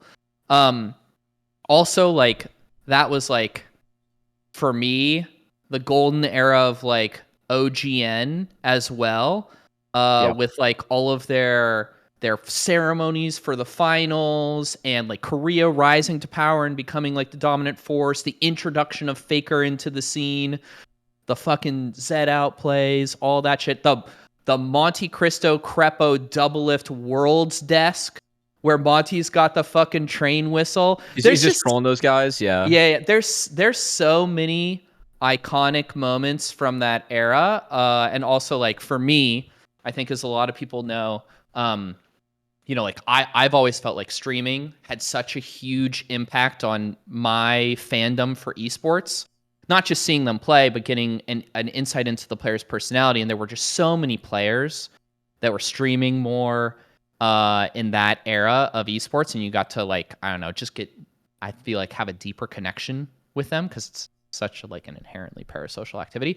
So for me, like, that's the peak. But it's also like the most boomer thing for me to say, right? Because of course that was my favorite era. That's when I was working in it. But yeah, that's my most fun. And also, the final thing I'll say, and then we can move on from my answer.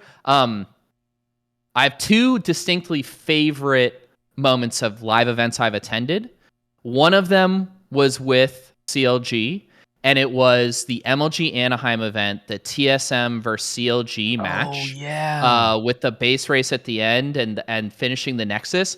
I have never seen a crowd or group of people so unanimously enraptured and like excited and loud at an event. We running down the aisles, like Mark and Brandon were there losing their shit as well. Mark and Brandon from Riot and stuff. Like it was just insane. I was like, this was like the magic of esports in that moment. It was so cool. One of my favorite moments in my entire life.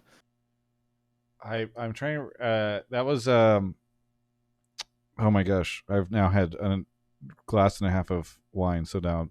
That was the who's the top laner? Who? Nian Tanso. Nian Tanso. Yes. Yeah, the Elise. Yeah. Yep. The Elise thing. Yes. Oh my gosh. Elise I had Tomp was forgotten so about that good. until this moment. That Yeah. was, it was such like a core memory. Holy moly. The freaking stat check queen of like current health versus missing health on like the 2 Qs was so bullshit for top lane back then. I remember that. Yeah.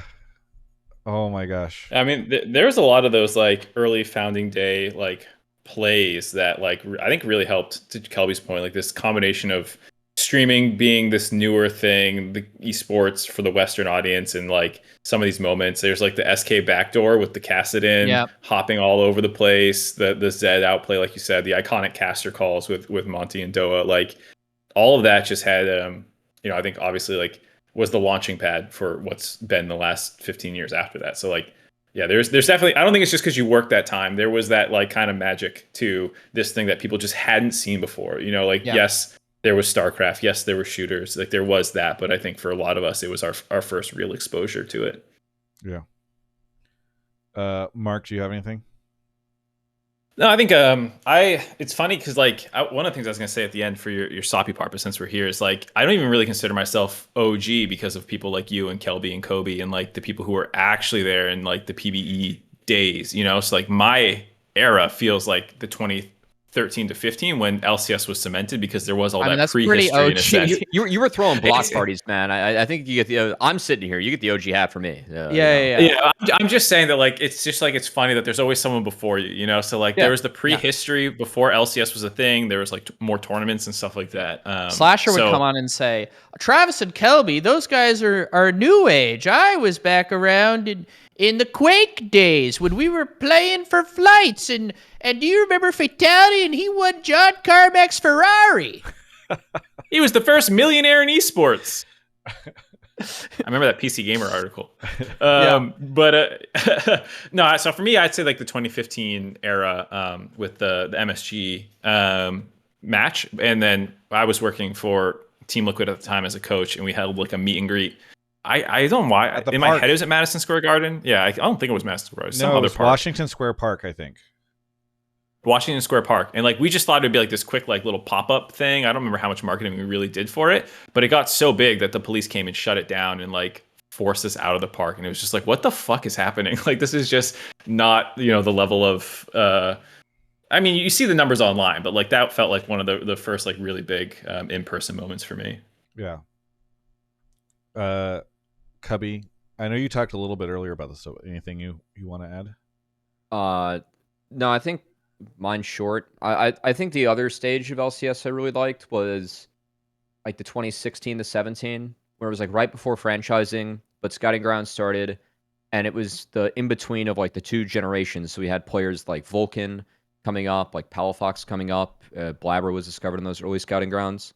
And it's kind of a mix of like those teams and players trying to figure it out, and then you had like Double Diff swapping to TSM to TL, Core coming in. Like it was still an era where we felt like NA could be competitive, even if we didn't have the results that we wanted to internationally. But I thought a lot of the teams were up to interesting things, and I mean, I hopped on as a fan from season 3. Like the era that you guys are talking about, where I was at in my life was like I was done with competitive golf, and I was like, oh, I can compete in League now. And a lot of what you guys were talking about, like seeing the numbers and the growth, I was like, wow, this is a real thing that exists, right? And that kind of launched me to do what I did at university with playing for my team, then building the esports program. So that was really like that did change me a lot. But also in season 8, like I was done with school, I was wrapping up a job, and kind of seeing how things evolve globally and watching EU compete and all that was a fun era for me. Also for fan pops, the Danny Penna was insane because it felt like I missed out on a lot of the fan pops that you guys were talking about. That feels very real. But for me in that moment, it felt like, wow, like post-COVID, we just witnessed one of the greatest moments in LCS history, like in that arena, like game 1. And I was like, oh my God, like this is what it's like, you know? It felt like a pop of old because you hadn't really seen a play like that in so long for League, where it's like, wow, like this just, you know, it was something that I think everyone like that was in the arena or like is a fan of this can remember. That was a crazy moment because it felt like I experienced something in 2022 that like people were experiencing 10 years before in terms of that type of pop. So yeah. I'll go quick on mine because I know we still have a lot of callers. I think there's kind of two eras that are tied in my mind. One of which, and both of them, incidentally, were times in which I felt like I had to grind. Because I loved working at GameSpot. I loved working at Yahoo. The teams and the people that I worked with there were amazing. But the first couple of years of my career, where I was like, wait, this is going to become a thing, that was so special and unique and wonderful whenever like they announced LCS. And it's like there's going to be weekly games and all that stuff. You know, I was like flying myself to events to try to just get the interviews with people and all that. It was really magical. And I didn't feel that again until I got out of Yahoo and had to figure out how to make myself truly stand as an independent content creator. And that was incidentally right around the time that like franchising took off. There's obviously conversations we had about like the long-term effects of franchising, but it was really exciting to see all these like really big names come into the space. All these like crazy things were happening. You know, I'm sitting there reporting on contracts where like players are getting millions of dollars. And like, regardless of how things went long term, like that was such a crazy, wild era to be a part of that. Like, I truly never think that in the rest of my life I will experience anything else like that again. And it was so all that time in both those situations, these two eras of like pretty large expansion for League eSports, were so intrinsically tied to myself trying to figure out how to like make stuff work on my end and how to work with people and how to make things happen, that it just, again, memories like going to Miami with Mark and doing our first ever live Hotline League, or flying myself to PAX to interview people because that was going to be LCS finals and I had to like make sure I was there in 2013. So the crowdfunding thing in 2013 where I got the Reddit crowdfunded to send me to Korea to do interviews. Oh, this was 2012 actually. 2012. Like all the North American teams or North American and European teams all went to Korea to go compete in was it OGN at the time? I guess it would have been OGN, like Summer League. Yeah. And like SK sent Shocks, and I had like a crowdfunding campaign, and Reddit created a Reddit thread that was literally like on the subreddit, let's send Travis over there, because there was no coverage of the event. Nobody was doing interviews, and I like left the country for the first time ever to go to Korea for a week, and like hung out with like Torch and Shocks and all these people interviewing players and going like watching.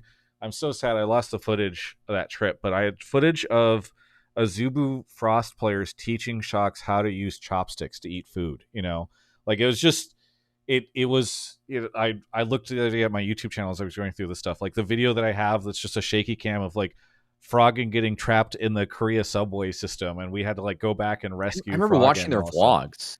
Like the COGEU vlogs they did over there were crazy. I actually got food with Snoopy. He helped us, like consulted us on a college project, and I asked him about that final because it was that like the first team I was a fan of was COGEU. Like one of the cool parts of like my career later on was how many members can I meet and talk to. I got 3 out of 5, which I was pretty proud of actually, given how late I was into the game. But yeah, that was a big one because I remember them being up 2-0 and watching that. It was crazy. All right, yeah, I mean, thank you so much. I know we got to speed up faster on these calls, but thank you for the memory lane walkthrough. Anything you want to say here at the end?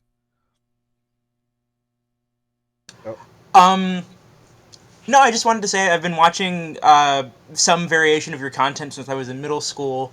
So it kind of feels like the end of an era now that you're leaving. But I also wanted to shout out sort of the brilliance of the Hotline League format, just because it was refreshing to get another show that we got to kind of hear like fans talking about League as opposed to like just hearing another version of the analyst desk with often worse analysts, which is what a lot of other League podcasts have felt like a lot of the time. Yeah. So shout out to Hotline League. Best of luck in wherever your journey takes you next. Thank you so much. Catch you hopefully in the future. See you. All right, we're gonna start going faster on these calls. I promise. Yeah. Sorry, grab the Watt. We also just grab one more. We're gonna drag on in. Mark, when is your heart out? We'll find out. I don't know. Kind of just shows up over there, you know. Oh, yeah. Is it just a tapping on that little window in that room? It's a pair of eyes. Just no, we'll see. All right. We have Chronicler on the show. Chronicler, where are you calling from? Hello there. I'm calling from Seoul, South Korea. Yeah. Are you taking notes on how to wrap everything up on your final day? I would rather not talk about that because today's about you, Travis. So I'm going to pretend that my retirement is not imminent and not real until further notice. What do you want to talk about on the show? So when I started out in League eSports, especially at the beginning, I think that especially when you jump up from the regional leagues to the highest level, there is kind of a sense of loneliness that comes with that. Because I was the only one always shouting out teenage girl music, right? Because I'm a big Carly Rae Jepsen fan, and I really appreciate you, Travis, for what you've done for other teenage girl music and your representation in the scene and your shout outs of variety of artists of that level. Travis fangirled Olivia Rodrigo so Chapel Rowan and Sabrina Carpenter and everyone could run. There's surely some causation there. It must be, yeah. Yeah, it's something it's a badge I wear with honor, so I appreciate that, Chronicler. Yeah. I really appreciate you also. I think have been just such a great guest on the show as well, and I know we chatted a little bit about trying to do something at MSI, and I think the intense schedule they had you all under was not something that was going to ever allow it, despite our hopes. Oh, it wasn't great. I also got sick. Shout out to Veddy for covering for me. He's the GOAT. Yeah, we had talked before. When Chronicler announced, I messaged him and I was like, "Yo, I think I'm probably going to be out soon too. We should do a video together." But I appreciate it. Yeah, that was it. I know that you have a ton of callers, but I love the show. I always really enjoyed watching it. I wanted to thank you for having me on, and I always loved hearing everyone's takes. And it was a pleasure. Thank you, man. Yeah, it was always super cool to see you in the chat. Like, honestly, I don't think I ever told you this, but like, I was always so flattered when I saw folks from other regions like in the chat talking about what was going on, or like popping up and like taking the time to make an appearance, even if it was just in the chat for a little bit. So and you did that very frequently. So thank you so much. I remember the first time he called in too, being like, "Is that a reference to Name of the Wind?" And both of us being like, "Yeah." I had forgotten about that. Holy moly. Guys, Doors of Stone is coming out any day now. I swear it's coming. Happen. It's definitely real. Somebody's trying to somebody was trying to get a friend of mine to read Name of the Wind, and I was like, "Don't do it. Don't fucking do it." No. Just read book 1 and just accept that it's flawed but great, and then that's it. All right, that's just that. Thank you so much. All right, thanks for having me. I see you around in the future. Likewise. Have a good one, everyone. Have a good one. All right. We're gonna keep it moving. Yeah. As Cubby grabs the next person, that call made me think that there was another way to have done this last episode, where it's like the roast of Travis, but like anyone can show up, and just like instead of us all having a communal conversation, they just speak their shit and then leave.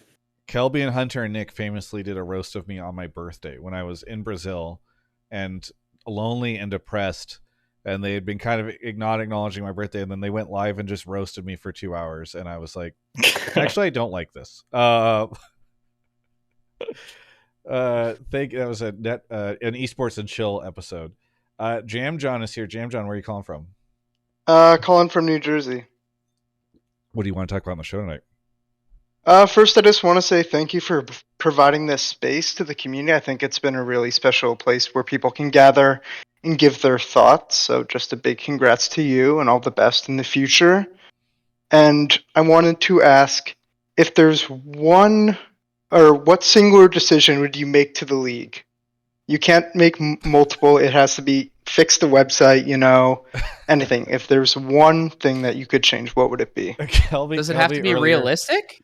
It cannot. It could be completely unrealistic. Okay, so Now fixing the anything website. ridiculous. Fixing the website is one of those. Then, yeah. Okay.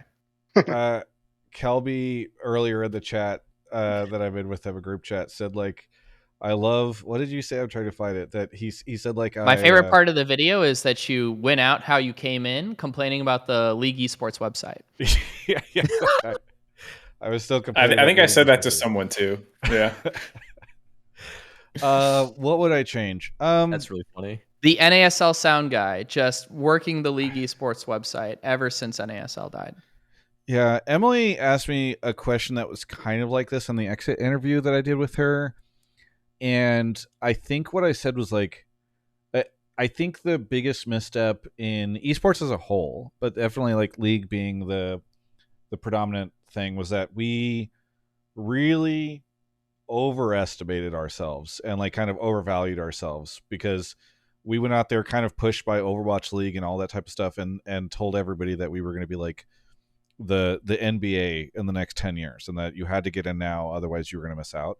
And we kind of sold everybody on this dream that was like, for most of us in the space, we were like, okay, yeah, we've been climbing a lot pretty hard, but like, is there any world where we're going to become like a cultural phenomena on that level? But that was what was being sold to VCs and investors and all that type of thing, sponsors in some cases. And so I think that really did a lot of, hopefully what will end up being like short-term damage to the industry, and like we'll recover from that. But I think we're paying a sort of fee, or we're paying back some taxes on some money that we borrowed for several years that we probably we're not in a place to be able to pay back. And so I think if I could do anything, and I say this acknowledging that like I benefited indirectly from a lot of this at the time, though I never took on investment or anything like that, but like just the fervor around esports. Like, I think if I could do anything, it would be to go back to like 2017 and like tell everyone to chill out. Not that they would have listened to me, but if I could, that's what I would do. Because I think put in a salary cap at a reasonable number and stop everyone from. I mean, it's not even. It was the salary cap was like the thing that spawned. It was all of this came from the same thing, which was that we all went to a bunch of very rich people and said, give us money and you'll make $1 bajillion. And then we did not actually give them $1 bajillion. So I think that's like the great sin of the esports industry in general. And, I think there were a lot of people that were involved in that. And so I don't think there's any one person to call out on that, but it's just like everybody kind of went in on this grand idea. And a lot of people get angry at Riot and are like, oh, they should have never done this. I appreciate that, like with the LCS and many different things, they took a giant swing. I think that is like very admirable. Kelby once asked me, like, would you have them, do you think they shouldn't have at least tried to make this like the next big sport? And I said, no, I'm happy they took the swing. But yeah, that's the thing that I would change. So I don't want to get all into the philosophy of all this stuff, but if anybody else has anything they want to add to that. I think I should abstain from this one. Reasonable. Kelby, you're the one that normally has the most opinions around this. If there's anything, I don't want to turn you into a rant mode, but any thoughts? Oh yeah, no. I think I do like how you just casually slid in there. Oh, because of the pressures of Overwatch League, right? It's Overwatch League's fault that we ended up in this. I mean, spot. You and I were on a call. Oh yes, of wine. Oh yeah. Kelby and myself and Hunter and Nick Allen were once on a call with Morgan Stanley Advisors, the people who had written they had reached out to me beforehand, had interviewed me before they did the famous Overwatch League $100 million business release, and they interviewed me, and I told them, hey, I don't think that this is going to be that, blah blah blah blah blah. and this was when I was at Yahoo. And then when that report released, I was like, holy fuck. And the three of us talked about it, or the four of us talked about it. And we got back on a call. I said, hey, can I bring some friends? And the four of us hopped on a call with these folks and said, like, what are you doing? What's Like, your this is not- methodology for development of this model? Yeah, we were polite, I think, for the most part. But I'll always remember one of us, I won't say who. I would give him credit, but I don't, I didn't ask him for permission on this. One of us said to folks, hey, in this model, you were saying that, like, I forget what the number was, but it was something like player salaries are going to be like 15 or 20% of the total cost of like team expenses. And how did you come to that number? Because in traditional sports, they are like 51%, I think is like the general number. And then in esports, even at the time, they were like, in many cases, outpacing even all the money that was coming in from teams. And the person on the line just said to us, Bobby told us that. And then the person replied on our side, said, Bobby Kotick? And the guy was like, yeah. And I just started laughing into the call. I could not stop myself because I was just like, we are so fucked. Yeah. And so you're right that like LCS should not have followed suit on all this stuff. But that's the thing. That is the moment I remember, Kelby. That is like, that's really funny. The Big Short was to be created around esports. Yeah, dude, that is the stripper scene with the like. Yeah, it is. I have 3 houses. There's a bubble. Yeah, that was the moment where I was like, "Oh no, this is fucked." Yeah. And so I always think of that moment. I think I will till I die, like on the esports bubble stuff. That's crazy. Yeah. There's never been a topic I've been more outspoken about publicly than not believing in OWL, and there's never been a topic I've been more vindicated on than just shitting on that every single step of the way. Yeah, it was not sustainable. They also killed TESPA too, which is actually like from a college program's perspective, TESPA was actually like super good and positive for a lot of students and people. And anyway, no, Riot definitely fucked up, but Blizzard paved the way for that fuck up in a lot of ways. It could be worse. Yeah. It could be worse. It could be worse. My answer would have been probably around like money being thrown at players' salaries, but since that was kind of already given, I will give one more selective to current events. I would have never allowed for co-streaming to happen in the way and the manner that it has. I think it's stripped away a lot of the soft power of the broadcast and of the leagues as a whole. And now, like, I mean, but it makes the broadcast watchable. Well, I mean, now I have to go to Casual's reaction stream to see if Chobi and Tabe are, interviewing there instead of, interviewing on the main broadcast, which happened after that happened, MSI. But yeah, I think that actually, like, you cannot turn the clocks back on that. You can't even, like, mute the broadcast anymore, which is one of the other beefs I have. They just get the whole product for free. I think it's going to create, like, a lot of issues long term. So, yeah. All right. Thank you so much. Hopefully, Jamjon, that gave you enough tea. But any final thoughts here? Yeah, good answers all around. I would just fix the website. All right. Have a good night, guys. It's a good one. Honestly, not very real. All right. Thank you so much. We'll catch you later. All right. We have 4 more calls. We're going to try to go through these pretty quick. I think some of them will just be kind of fun shout outs. But off Cubby goes. Thank you to Hobnobbin. 66 months. Anon Rabbit gave out 5. My PS. Oh my God, my PS. A name. There's so many fun names that I've forgotten. At least in recent months, and have coming out the word work to remind me. Finance. Thank you, finance consultant. Chiller Frost. Fanatic Poby. Gurnt with the 5 gifted. Gurnt with the own sub. Deln Os. Friction Lawful. I'm going to read all these notes later on. Thank you. You're all sending such nice notes. Slow Bro. Thank you. All right. Unfortunately we've mentioned his name too many times. You say it 3 times and then he appears. It's none other than David Shynock. Come to haunt the episode. David Shynock, where are you calling from? Jersey City, New Jersey. So you're leaving me too, huh? Yeah. Well, I saw David, dude. I saw 100 Thieves and I thought, well, this is my moment to finish him off. If I just get out of here, if he can't have Hotline League, what's what's his reason anymore. Oh no. I mean, this Yeah. quite literally is my end game. I've got Cubby for golf, I've got you for league, I've got Mark for movies, and I've got Kelby to absolutely stand the hell out of the Chainsmokers. And I'm about to enter Marvel Phase 5 after this. Okay, So, ugh.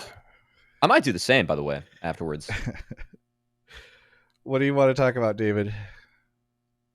I think everybody is kind of late on the thank yous, and I have a video coming out tomorrow, kind of going in depth on that. So I don't want to be redundant on that part. Little promo. Thank you for Platforming for himself. everything. Yeah, a little bit. You know, you got to take that last chance where you can get it. Yeah, right? yeah, exactly. So thank you as always for everything that you've done, not only for the scene in general, but also the creators that are upcoming in the space. It goes. I know Jake mentioned it earlier, but it goes without saying that you've done more behind the scenes than a lot of people know about, and it's always worth shouting out. But my question to you guys, for Travis, for Kelby, for Mark, is what do you want to see from the next generation of creators that are looking to walk in the footsteps that you guys have set over the last 14 years? I have a really bad answer, but I'm going to give it anyways. I think one thing that was more prevalent in ye olden days that probably is not watchable and people don't want to hear about it, but I think is interesting, is like the inside baseball sport, like business end, which, thank you. You know, I think Travis and I talked a little bit about it, but like Kelby, when he was on these kinds of shows and these sorts of things, I feel like with teams just playing everything closer to the chest and, you know, for understandable reasons, but like I do feel like that is not something that's ever going to go really big. And so I understand also, like, in the new, like, more algorithmically driven world of like all the platforms that have really changed a ton from when this all started, like maybe it just doesn't work. But I did always kind of miss the more like big picture conversations more than like this thing sucked or that thing is great. You know, like it does feel like the depth of conversation in a lot of places has gotten a little shallower, but maybe that's just like my opinion. I don't know if other people felt the same way. Mark benefits from there being broader conversations about the business nature of stuff in a way that he didn't previously. I just steal notes and ideas and I just like write them down. And no, I just mean, I wonder, like, I guess it would be really cool to find someone who could like revolutionize that portion of the conversation the way I think like Cadril has in a lot of ways, like revolutionized coverage of the sport in like the live sense. I know Cubby just, you know, had a takedown on co-streamers as a whole, but like, I think, you know, that did shift a lot of things. I wonder if there's like a way to make that part more digestible and interesting too. Just like how the scene actually works, you know, not just the game or whatever.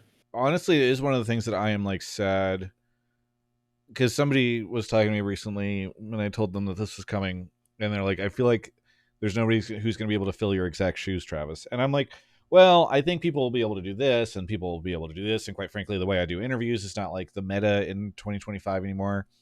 But I do think like one of the things that I tried to do my best at was bringing like those business, like trying to bring business reality to the conversation. You know, David calls in and is like, we should do road shows every other week. And I'm like, okay, well here, let's talk a little bit about why that's difficult. Or, you know, people are angry at a team for making some decision. And I'm like, okay, well, here's why the business realities behind that might have informed that.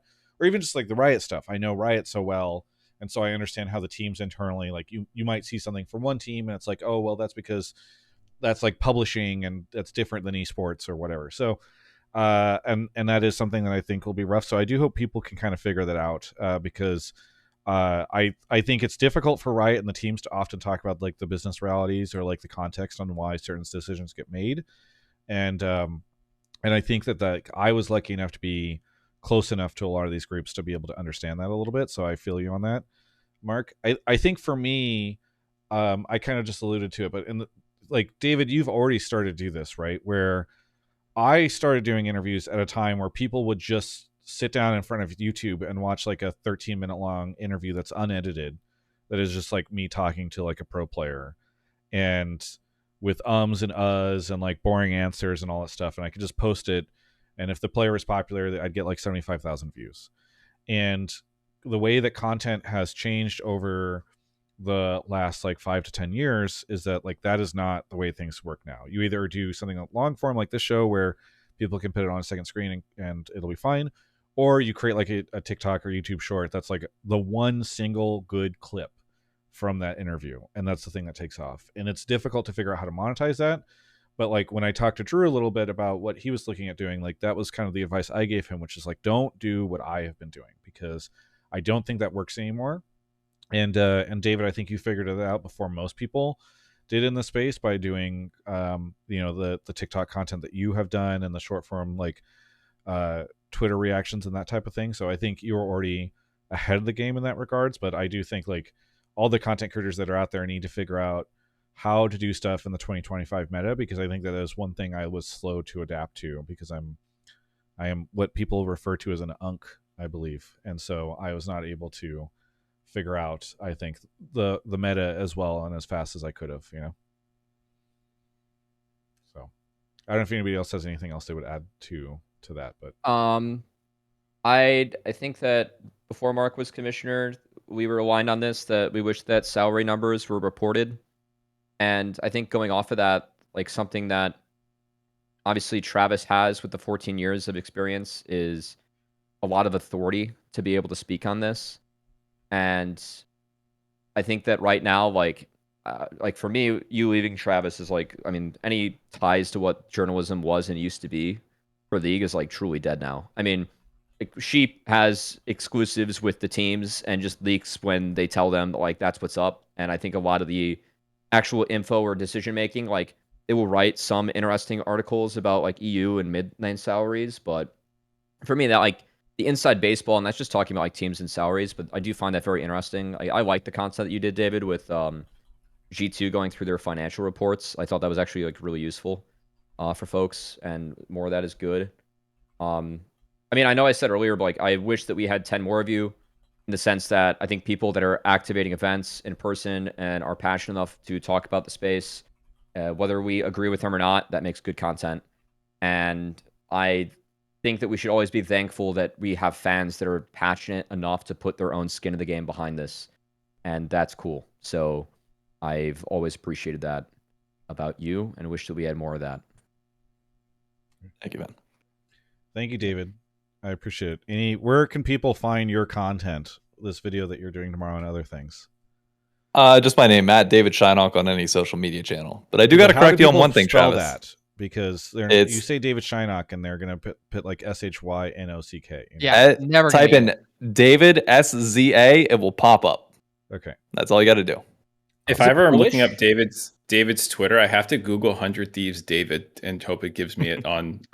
I can't find it on Twitter search trying to type in your actual handle. Thank you, David.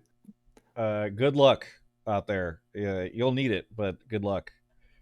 I don't need that much good luck. I'm going to a Chainsmokers concert next week under the K Bridge. It's going to be great. Nice. Have a good time. I hope I'm attending events in the future, so maybe I'll see you at Worlds next year when inevitably there's some stop on the East Coast. Hotline League Live makes a comeback. Yeah, we'll see. Thank you. Bye. Yep. All right. We got 4 more callers. Thank you to Off Constantly for gifting 21 subs. Holy shit. You guys more than doubled, maybe you tripled my sub count at the start of this. Thank you. iNuber, 42 months, King with 2 Gs, Lit Drummer Boy, Dasher, Raging Pianist, Big Angry Hobo gifted 10 subs.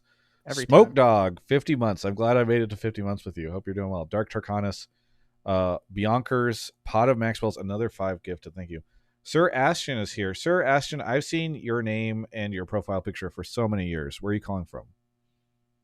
The nation's capital in Canada. What do you want to talk about on the show? I did call out before. The first time I called, I had like internet issues. I was like mid-rant about Summit not deserving MVP, and stuff, and then it disconnected. Yeah, no, I had some pretty good points, but whatever, classic boomerang type thing, I always hoped that TGI would eventually like launch an org and jump into the competitive scene, especially now that like NACL is promoting teams. I felt like TGI's tried to run profitably this entire time. Okay, we would never do something like that. Now I have to duck out of this conversation. But yeah, and then also I was hoping that if this is truly the end of Hotline League, that the LTA would launch weekly call-in show podcast, kind of like you're doing, and keep the dive and stuff, but keep that more focused for the game and dev talk like they've been kind of doing nowadays. They've been bringing in people from Riot and stuff, but it would help keep the discussion into the directed to fans, and we could call in and stuff like that, and Cubby could host it or something. Listen, Mark already took State of the League. Why doesn't he just take Hotline League back? You're the one, yeah, exactly, right. Yeah. But also, I was just wondering if we solemnly swear to never say "cats for Kobe" again. Would you keep Hotline lean for good? If we swear and decided never to say it again. I don't believe people could hold that up. That was literally in the interview that Emily did with me. That was her final question. And I said, "Is this the legacy that I'm leaving? Is the most important final question here? Is why won't I let Kobe get a cat?" Yeah, no, I did see it, and you did bring up some good points, but it's not for everyone, I guess. But either way, I did want to give a shout out to FlyQuest for reviewing my int audit. I had an illegal action play that Whippo said he'd report me if I did that in his game, and then was kind of surprised towards the end of it. Either way, it was pretty fun to see them review it, and thank you for bringing me back on the show so I could apologize for my first call a while ago when Mark was still the host. Mark and I have held that as a grudge against you for many years, so I'm glad that you finally were able to clear the air beforehand. Yeah. Thank you so much. I really appreciate the call, and glad you were able to call in. So thank you. Yeah, no, I've been watching the show since ages. My first split was 2016 spring when Immortals went 17-1, and then I started just watching your interviews that you kept doing, and then been listening since. Thank you. Yep. Have a good evening. No problem. Bye. Good night. Mark is getting so bored that he started going upside down. I right-clicked and I realized I had some power over how I looked. This is what I did in COVID that the producers really hated. Is I kept using the software to do different things, and they worried I was going to break it all the time. Why can't I change? I can see it come up, but I seem to not have control over it. So that's kind of weird. I have the option to rotate it. All right, we have our next caller of the evening, none other than numiii. Numiii, how's it going?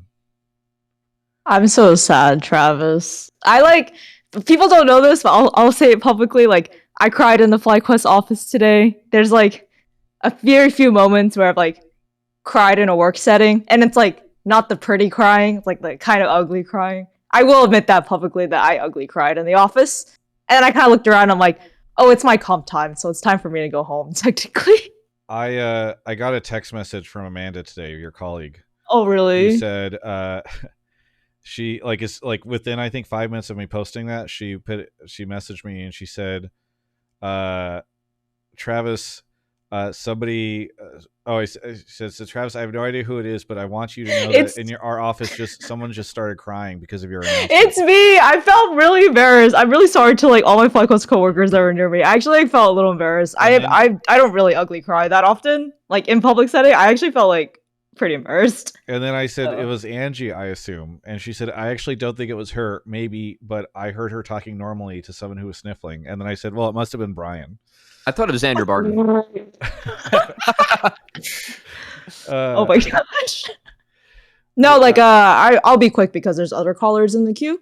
Sure. Obviously, I'm not only am I a community manager of TGI, I'm also obviously work for FlyQuest as well, but Travis actually kickstarted a lot of my esports career. I think if it wasn't for me talking to him in my first 3 LCS games attending, and then him encouraging me to talk to Riot employees and kind of do more in this space, and then obviously him taking me on as community manager, I probably wouldn't have had the kickstart to the esports career I've had. Just for some context for some of the older viewers, I actually got my full-time gig at FlyQuest probably 7 months into my esports journey, while I feel other people take 1.5 years minimum. So I do credit a lot of Travis for that, just because of the opportunities he gives to people in the space, just networking stuff. So that's my business statement.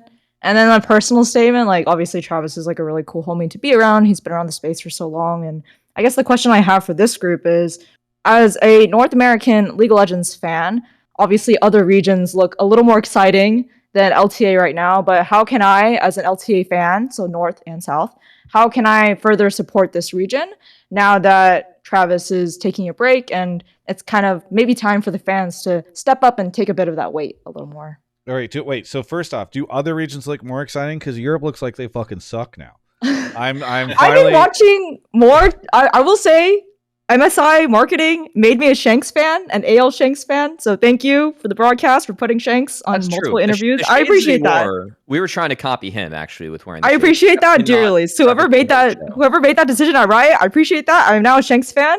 Obviously, I'm a little biased because now I watch LPL at 2 a.m, and that's very bad for my corporate job. But obviously, I'm a diehard like LTA fan, right?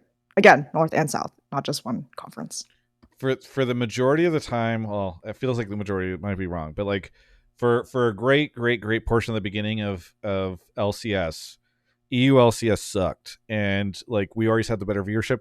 In fact, during this show, I remember Kelby would come on and make jokes just like punching down at Europe, and people would get so angry because he'd brag about our viewership, about our success, about our sponsorships and all that stuff. Taking their players, our farm system, developing our stars so that they can get graduated and make the big payday in NA.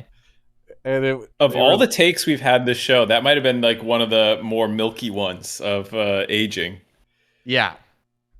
And yeah, that one did not. Yeah, it's true. Kelby stopped appearing in the show around the time that Europe started getting better, but I do feel like we're coming back, and quite frankly, I do think there's a world where I don't want Europe to have any kind of like viewership dip or whatever, because I think the worst thing that could happen right now is that like North America is trying to reboot itself, and Europe is also starting to struggle. But I think that like people should look at what FlyQuest accomplished. No present company not included in this. I know you work with FlyQuest, but I do think like what FlyQuest accomplished at MSI is like very inspiring for North America, and I think that we're, I am excited to continue to be a fan of our region going forward, and I'm also very confident that like now that I'm truly leaving and won't be doing interviews, like North America will make finals this year at Worlds or some crazy shit, and then people will be like, haha, Travis, you suck, you didn't stick around. So like this is when some crazy shit starts to happen now that I'm gone. So I think that will help. But I don't know if anybody has anything else they wanted to add in on. I don't know if it's like a cop-out answer or whatever, but I think that throughout the entire like legacy of this, the fans don't have any responsibility to us. We have a responsibility to the fans. If we are not capturing your attention, and if we are not earning that from you, then we are doing something wrong. You don't owe us anything. You know what I mean? Yeah. So if you like it, get engaged.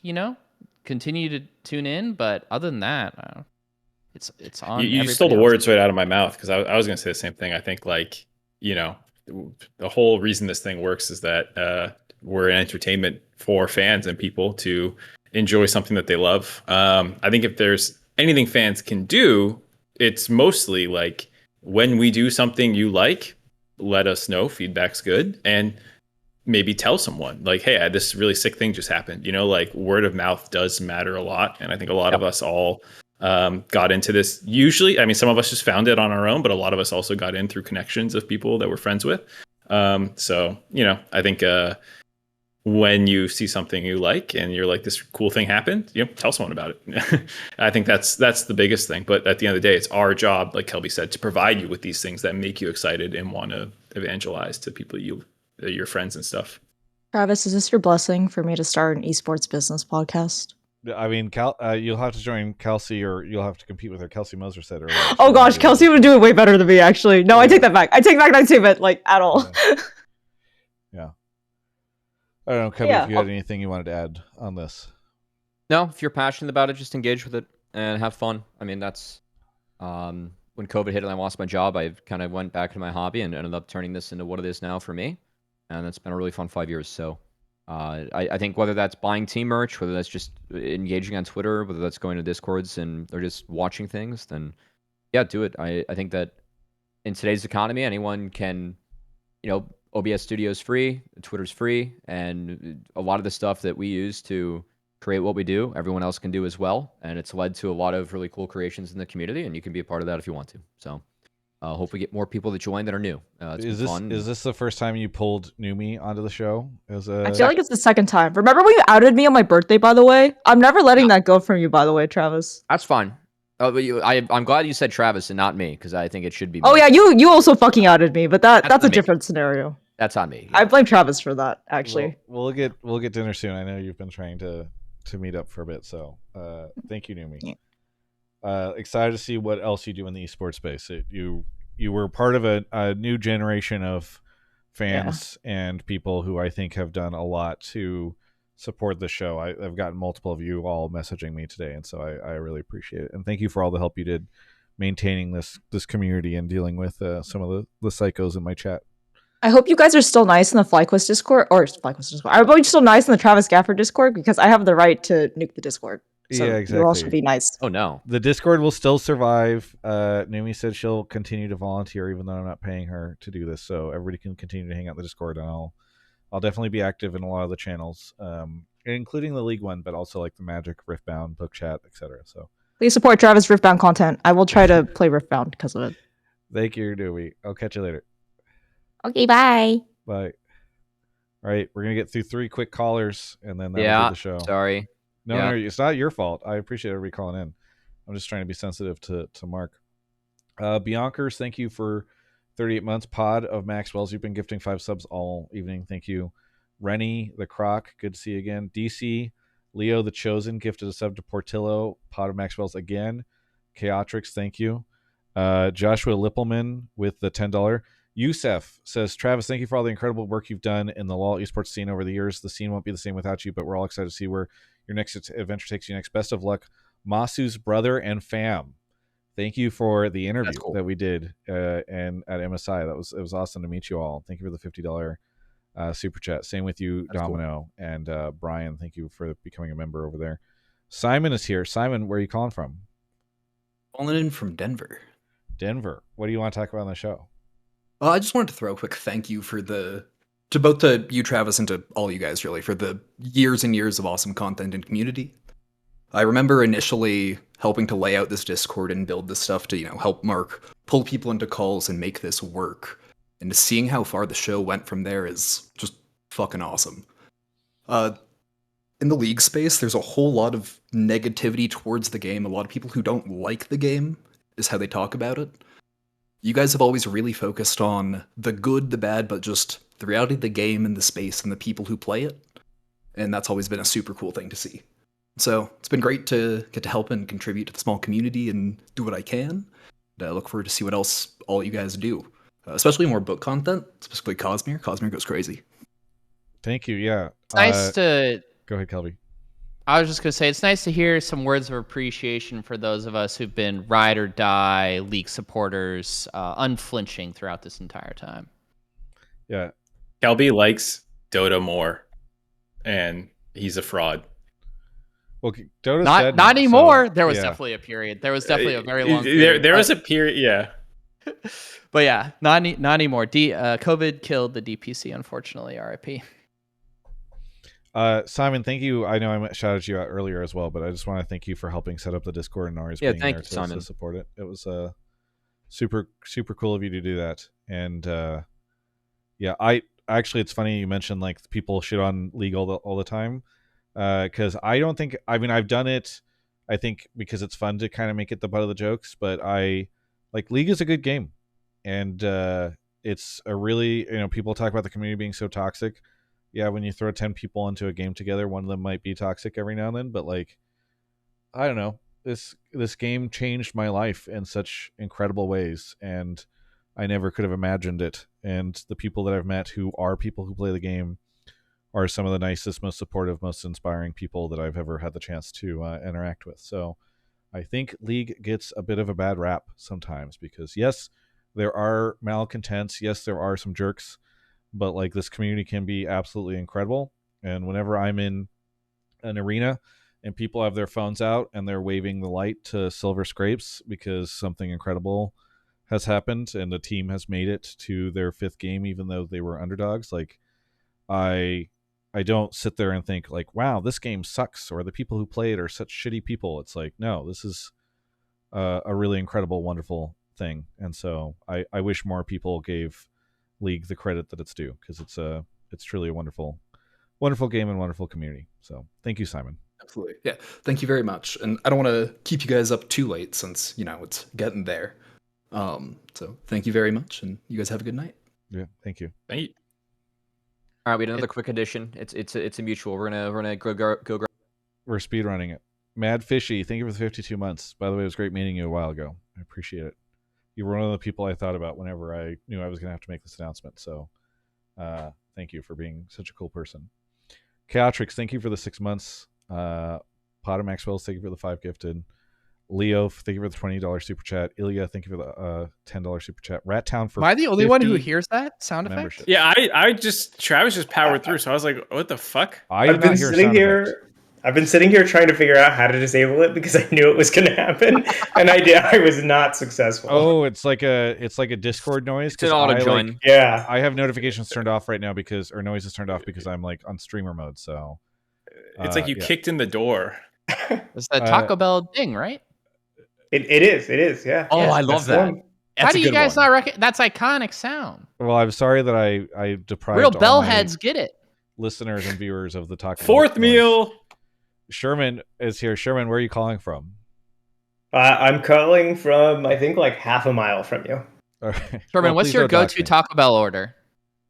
Man, in college it was the steak quesadilla and 3 soft tacos, and it was $7. And now I just mix it up every time. Are they beef soft tacos? What kind of soft tacos? Yeah, just like it was like a beef soft taco. Okay. I saw $7 in college and was like, sick, Taco Bell. Damn. Because Mark has a sleep tonight. What do you want to talk about? Wait. This is so intentional by Kelby. Just wait, what's your Taco Bell order at fucking 9:30? I have to go to work tomorrow. This is my day off. Fuck you, Kelby. Never mind. We won't get everybody else's favorite Taco Bell order. I just wanted, speaking of college, I was gonna do a quick shout out to Travis for all the support he lended the college scene for years. I think I met Travis in like 2013 at Worlds, and then just kind of like kept like every year after that, he was at every college event that I worked on.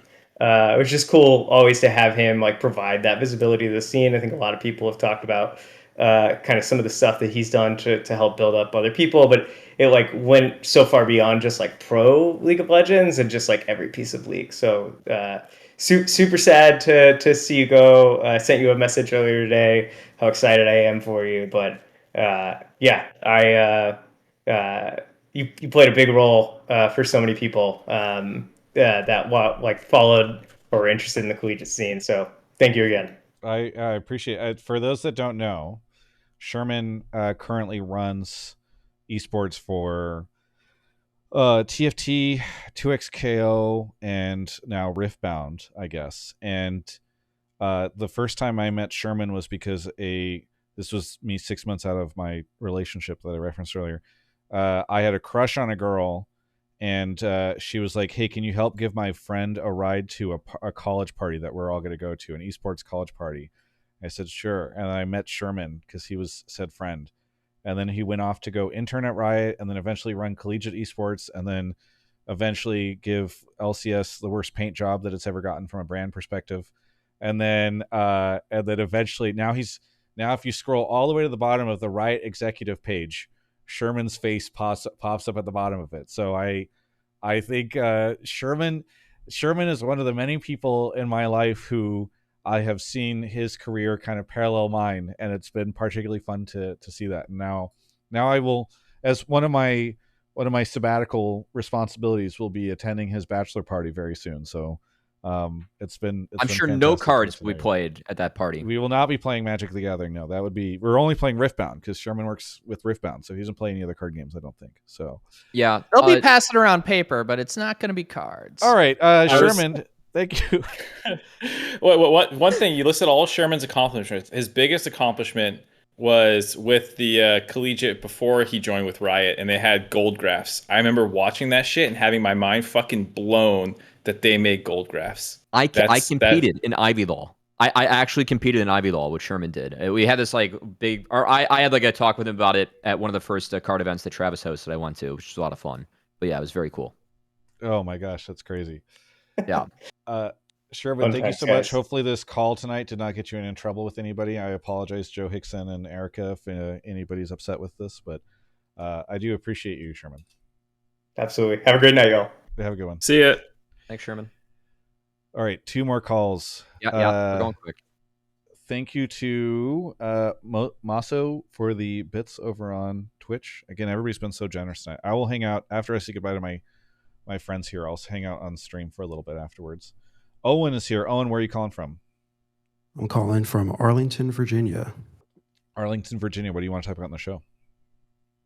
So I'm going to share a quick story that I have of I have my best friend. He got married about 6 years ago. And just this month, he's going through a very messy divorce, like some very serious, heavy stuff. Probably the worst things you can imagine. And he's been coming over, we've been talking it through. And it's really just about the loss of a relationship.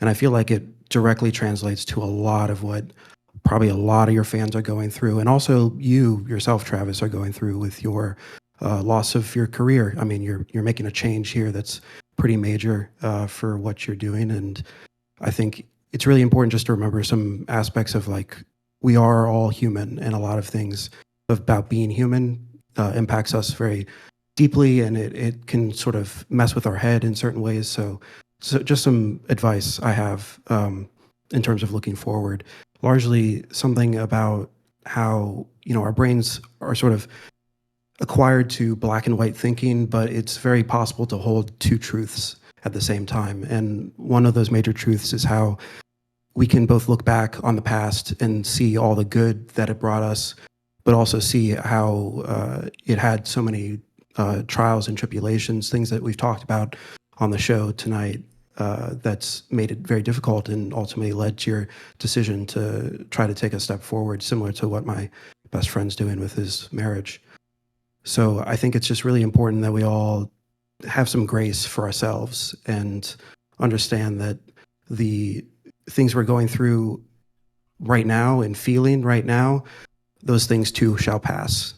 And when they pass, you're going to be able to see a brighter future, going to be able to see a brighter tomorrow, and you're going to be able to think forward more about what you're doing in life and just develop. I don't know. I was on a roll there, but yeah, I don't have much more to add. I thought I'd just be quick, short, and sweet. But thank you everyone for having me. One crazy thing, I've been listening to the show. Like I've heard like 98% of the shows. For a long time, it was 100%, but recently I've sort of fell off as I've moved on to other things. But I've never been able to get on the show because I'm largely like a YouTube viewer. So shout out to all the YouTube viewers who, never got that chance. But this one's for you. No, I appreciate it. I see, there's some folks in the chat kind of teasing about this, but I will say the thing that I can definitely relate to that you mentioned is like, I think in my conversation with Emily, I did liken this to like a relationship ending where I'm like, I feel like I need to go no contact with League Esports for a bit so that I could become friends with it afterwards. Cause I don't know how to not be thinking about it constantly. Yeah. I go on vacations and I'm like, what's the roster rumor? What's going on? So definitely just work on it. And also like use your support network, these people, everyone else on the screen right now, everyone that you've had on the show, all your friends, all your community members, like we're not going anywhere. So just do your best to stay in contact, keep relying on everybody to know that like we're here for you and all that. So thank you. Yeah, no, I intend to be active in Discord and Twitch and all these places. So thank you, Owen. I really appreciate the kind words. You're welcome. Have a good evening. You too. All right, we have one more. One final call. Dio, thank you for the €23 super chat. Holy moly. I think I got man high vu, but just in case, thank you. Joshua Lippelman, Thank you. Is this the final caller ever? Ready CS1. I mean, here's the thing. This is a I've lot said of the show's pressure going on for whoever's indefinite here. hiatus. All right, we'll probably do another one of these at some point in time. Mark will get inevitably fired from Riot Games, and we'll do a tell-all episode that evening. The moment he gets booted from that company, he'll come on and say all the crazy shit that he learned, breaking NDAs and ending up in legal issues for the next 10 years of his life. So, like, well, maybe there'll be another one in the future. This is but like certainly a last double one for a lift retirement where like you're gone, but then we see you back in 6 months and stuff like that. All my messaging has said I will probably return in a limited capacity before, and I intend to continue to be active in the future. So, like, we don't know. But Big Angry Hobo, welcome to the show. Where are you calling from? Akron, Ohio. How's it going, Travis? Akron, Ohio. Good to have you on the show. What would you like to talk about tonight? Well, one, I just wanted to say I was proud to be the first person to ever gift 100 subs to your channel. I thought that was kind of cool. I do appreciate the support. You're a long time viewer, I know. Yeah, I think I've been watching you since like at least Yahoo. I don't remember. I mean, that was a long time ago. Yeah. I remember watching all of the like original episodes of Hotline League and everything, and seeing Kelby on every time, and thinking, hey, maybe I could be on that show sometime. And here I am on a bunch of episodes now. So it's been. That's right. been I make cool. the average person believe anything is possible. That's true. Absolutely to that. I remember I was very sad when Mark left, because Mark was like always my favorite person, like just on League. And then Mark left again when he went to work at Riot. So then that made me sad. But I think Cubby just done a fantastic job and kept me continuing to watch and support. So I don't like this being the final caller. Hackwatch, rest in piss. Like, where's that meme? You guys should have stuck around. You could have picked the callers. I definitely knew this was coming from the last one. Last call, Travis. You're pretty good, but the real loss happened years ago, actually. Listen, All I right. thought it would have been funny. My favorite memory though is the very first time I was ever on Hotline League. You didn't ask where I was calling from, and I immediately called you out on that. And it was so funny to me, and I felt like it was miss awkward one for you, so I'm sometimes, you know? sorry. Yeah. Right. But it's okay. You also, Mark pulled me to talk to Steve, Liquid Steve, and then you just said that actually no one's going to talk to Steve, and then Steve left, and then my take was kind of pointless when I got on the show too, so it was really weird. Listen, the show has always been, it's always had issues that we've had to manage. People come on the show, sometimes they leave. Mark and me didn't always have the best communication implemented for which caller was going to be about what, so... are you just out here to air all your grievances? This is how the show's I'm just, I stuck around, man. Gifting subs and playing and supporting everything. Look, I almost hit He's 2 years gifted on enough YouTube. subs to be able to say what he wants. All right, he's bought the airtime. That's true. And Travis always said he was, ethically as a journalist, always pure. But now we have the person that was the first gifter as the last caller for Hotline League. Yeah, this show's always How about been them apples, about Travis? it's pay to win. All right, you get Big Angry Hobo's cashing in after 7 years as far as to be the last caller. Yeah. Hey, I'll take that. It's pretty cool. I have like friends that every time I'm on this show, they'll just message me like, "Oh my god, you're on Hotline League again." It's like, yeah. So people still do care, even though some people all say, "Do you watch LTA?" and they don't know what I'm talking about now. So it's that's sad, but I'm trying to make them figure it out. What is your take? Do you have a take or anything you're trying to get? My take was just to say goodbye and just to talk some shit. Although, when is Hotline Magic gonna start? Oh God, I don't know. I will say that I pitched to Dragonsteel. I haven't heard back from them yet. I don't know if I ever will. Like a panel for the Dragonsteel Nexus convention this year, which would be Hotline 17th Shard, where I like collab with the 17th Shard podcast and do like a live Hotline League there. With their not a Hotline League, a Hotline Cosmere thing, I guess. But so I think first off, Hotline League probably will return at some point in time for like a one-off, as I just joked a second ago. But also, maybe the format will pop up in other places whenever I feel like it. So I appreciate. Hell yeah, I've been afraid to look at any of the Spider-Man stuff because I know I'll spend my entire salary on those cards. So I'm trying to not look as much as I can. Yeah. Well, I appreciate it. Thank you so much. Any final thoughts here? Nah, just glad to be here on the final show. It was like I was genuinely sad. I didn't publicly ugly cry like Numi did, but I was definitely sad in the middle of work today when I saw that announcement. So But at the same time, everyone has to move on, and it is what it is. You can only do the same thing for so long, and I hope you have a great future with whatever you continue to do, and I look forward to the Riftbound content. Yeah, I appreciate it. I will admit that I had to hit like save on YouTube to set the video public to like make the announcement, and I just hung my finger there for like 30 seconds. It was like I had a hard time hitting the button because it felt like in some ways the most personal video I had ever posted. Like it'd been difficult to post like big, news pieces or, reports that I was like very confident on, but I just thought but this was the first time where it ever took a very long time. So I appreciate it. So. I can only imagine, because it is a big any career change, even though you're still going to be doing a lot of the similar stuff, but like any big step in life like this is always could be very scary. I'm sure Mark felt a very similar way when he was like becoming commissioner and stuff, and I stuff like that is just crazy for life. So good luck. Yeah, thanks so much for the call, and hope to catch you around in the future. Absolutely. Bye, everyone. Bye. All right, that is the show.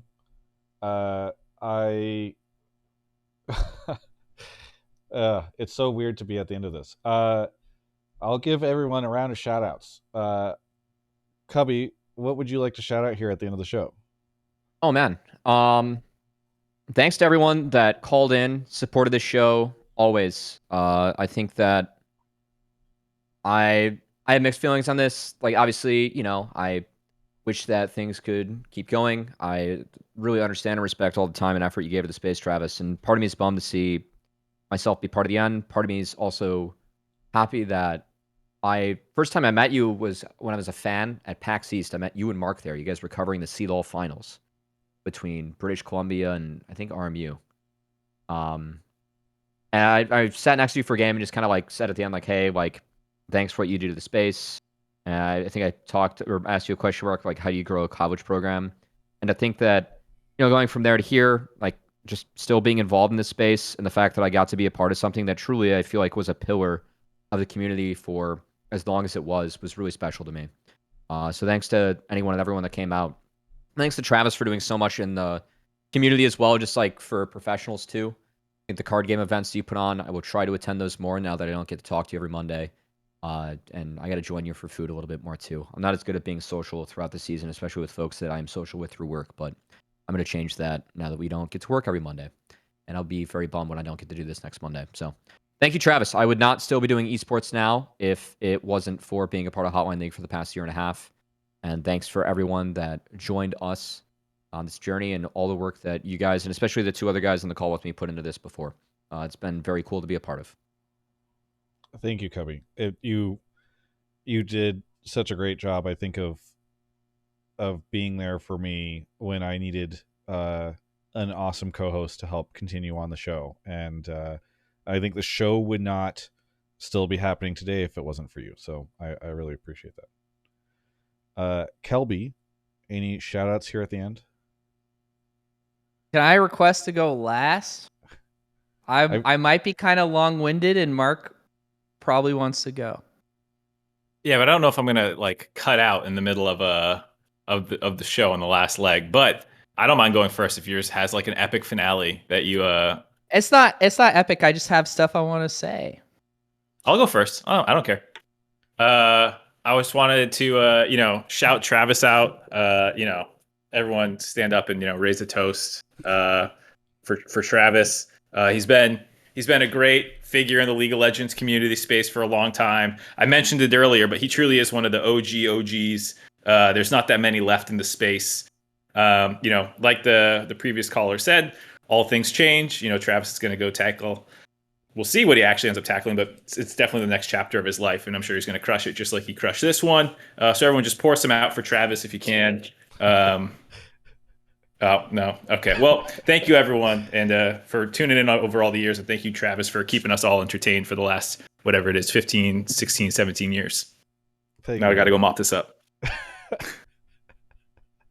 Kelby, any shout-outs for you here at the end of the episode? Yeah, I think, well, before I get into the stuff about Travis, I do have an important thing to say, which is many of you longtime Hotline League viewers will know I used to frequently at the end of every show shout out the Chainsmokers. This is back when they were making EDM music. They left EDM for a certain period of time and they started making pop music, blah, blah, whatever. And I kind of grew off them. I'm happy to report, for those of you who are not tapped in, and David Shynock can testify to this, the Chainsmokers have returned officially to making EDM music. And guys, they're bangers. They're doing a good job. We're back. All right? If the Chainsmokers can turn it around, who knows what could happen for North American League of Legends, all right? Mark's head pops up there at the end of yeah, but beyond that, so thanks, Alex and Drew, for returning to making EDM music. That's your right as artists to make what you want to make, but I appreciate that you've returned to making EDM music. Travis is my longest standing active best friend relationship I've had in my entire life. I got introduced to him very early on in the league space through working with Doublift, and we've been essentially best friends ever since. He was the best man at my wedding. He was there when, to Owen's story, when I got divorced. Not as messy. But and sorry for smiling during that. Oh, it was just like your analogy. It kind of sent me. It was very, very like, it was just a lot. But it's I hope your friend is okay with everything he's going through. It's great that you're there for him, and we will be there for Travis. Okay, sorry. But yeah, so I just wanted to share a couple of my favorite moments over the course of time that I've known Travis that I thought were fun and other people might find were fun. The first of which is, I'll go in chronological order. There was Travis and I have been support systems for each other over the course of our friendship. The time in which I was a homie for Travis, remember when Worlds was in Singapore? Oh and my we God. shared No.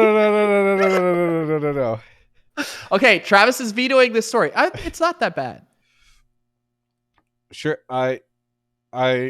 if you could please tell a limited version of the story, I would appreciate it. I'll tell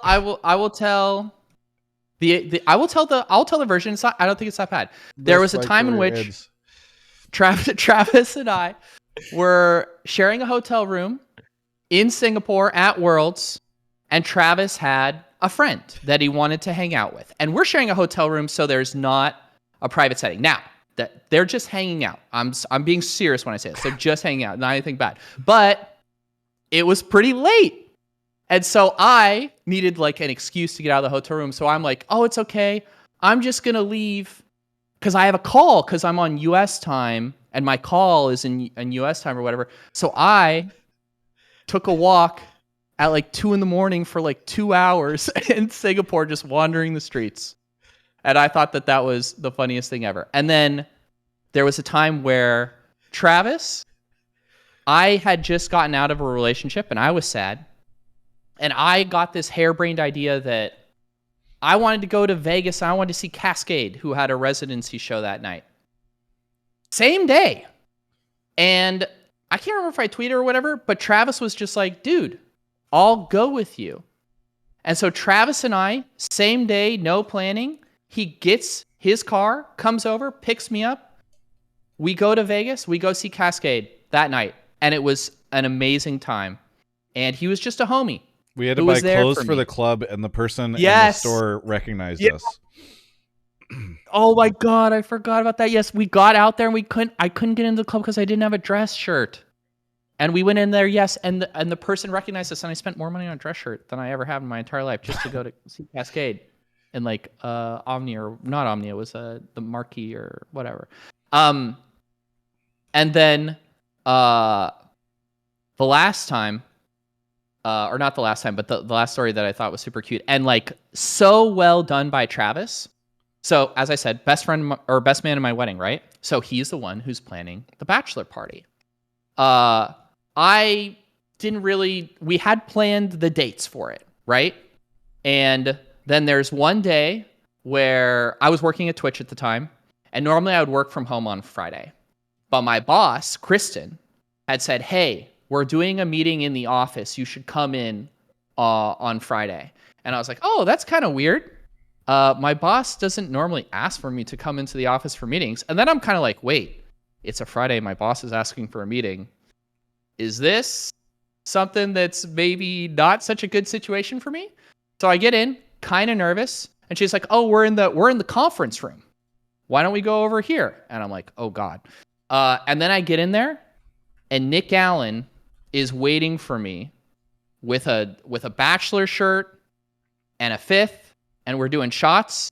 And Travis had secretly planned our bachelor trip for that weekend and kept it secret from me and coordinated it with Nick and my boss. And it was obviously amazing trip and super cool experience. And just like, I love surprises like that. I thought it was amazing. So I just wanted to say, Travis, I really, really appreciate our friendship. I appreciate the time on the show. It's been 13-ish years that we've known each other. I'm very excited for the next 13, dude, and making more memories together. I appreciate you and everything you've done for the scene and our careers and the opportunity to work together. And yeah, thanks, dude. Thank you. All right, that was very nice. I thank you to all three of you for always doing the show with me all these years. Cubby, for coming in and pitch hitting for the last year and a half and doing a great job at it. Kelby for being one of the best friends I've ever had, and Mark, I know you don't have very many you fucking laugh? What? I know you don't have very many friends, and so I'm always honored that I am one of them. And one of my favorite creative collaborators. I'm so proud of everything you've done with North American League eSports, and I'm so excited to see what you're going to do next. For everyone else, I want to thank you all for an amazing 14 years. It has been fantastic. This decision was not an easy one. I promise that this is not the last you've heard of me. I will return in whenever I'm needed most, perhaps. But I really do appreciate all the support and everything. It's been fantastic. I hope for those of you that are interested, hang on, sorry, let me time out Ender. For those of you that are interested, I will continue to create some fun content and do some cool stuff. And I love the sport and everything it's given me. It truly changed my life in all the best ways, and I appreciate it. So thank you all.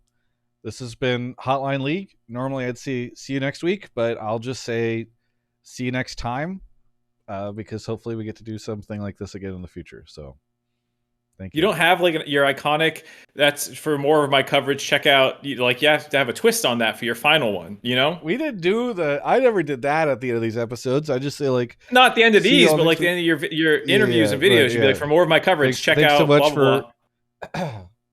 What would be a good one? Yeah, because I don't have a great place to send people, I guess. Yeah. There'll be no more coverage, so yeah. Go read Brandon Sanderson's books. Yeah, go read Brandon Sanderson's books.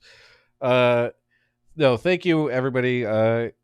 What is it? Thanks so much for watching. Be sure to check out the rest of my content on my social channels as we continue. But other than that, I'll see you when I see ya. Bye, everyone.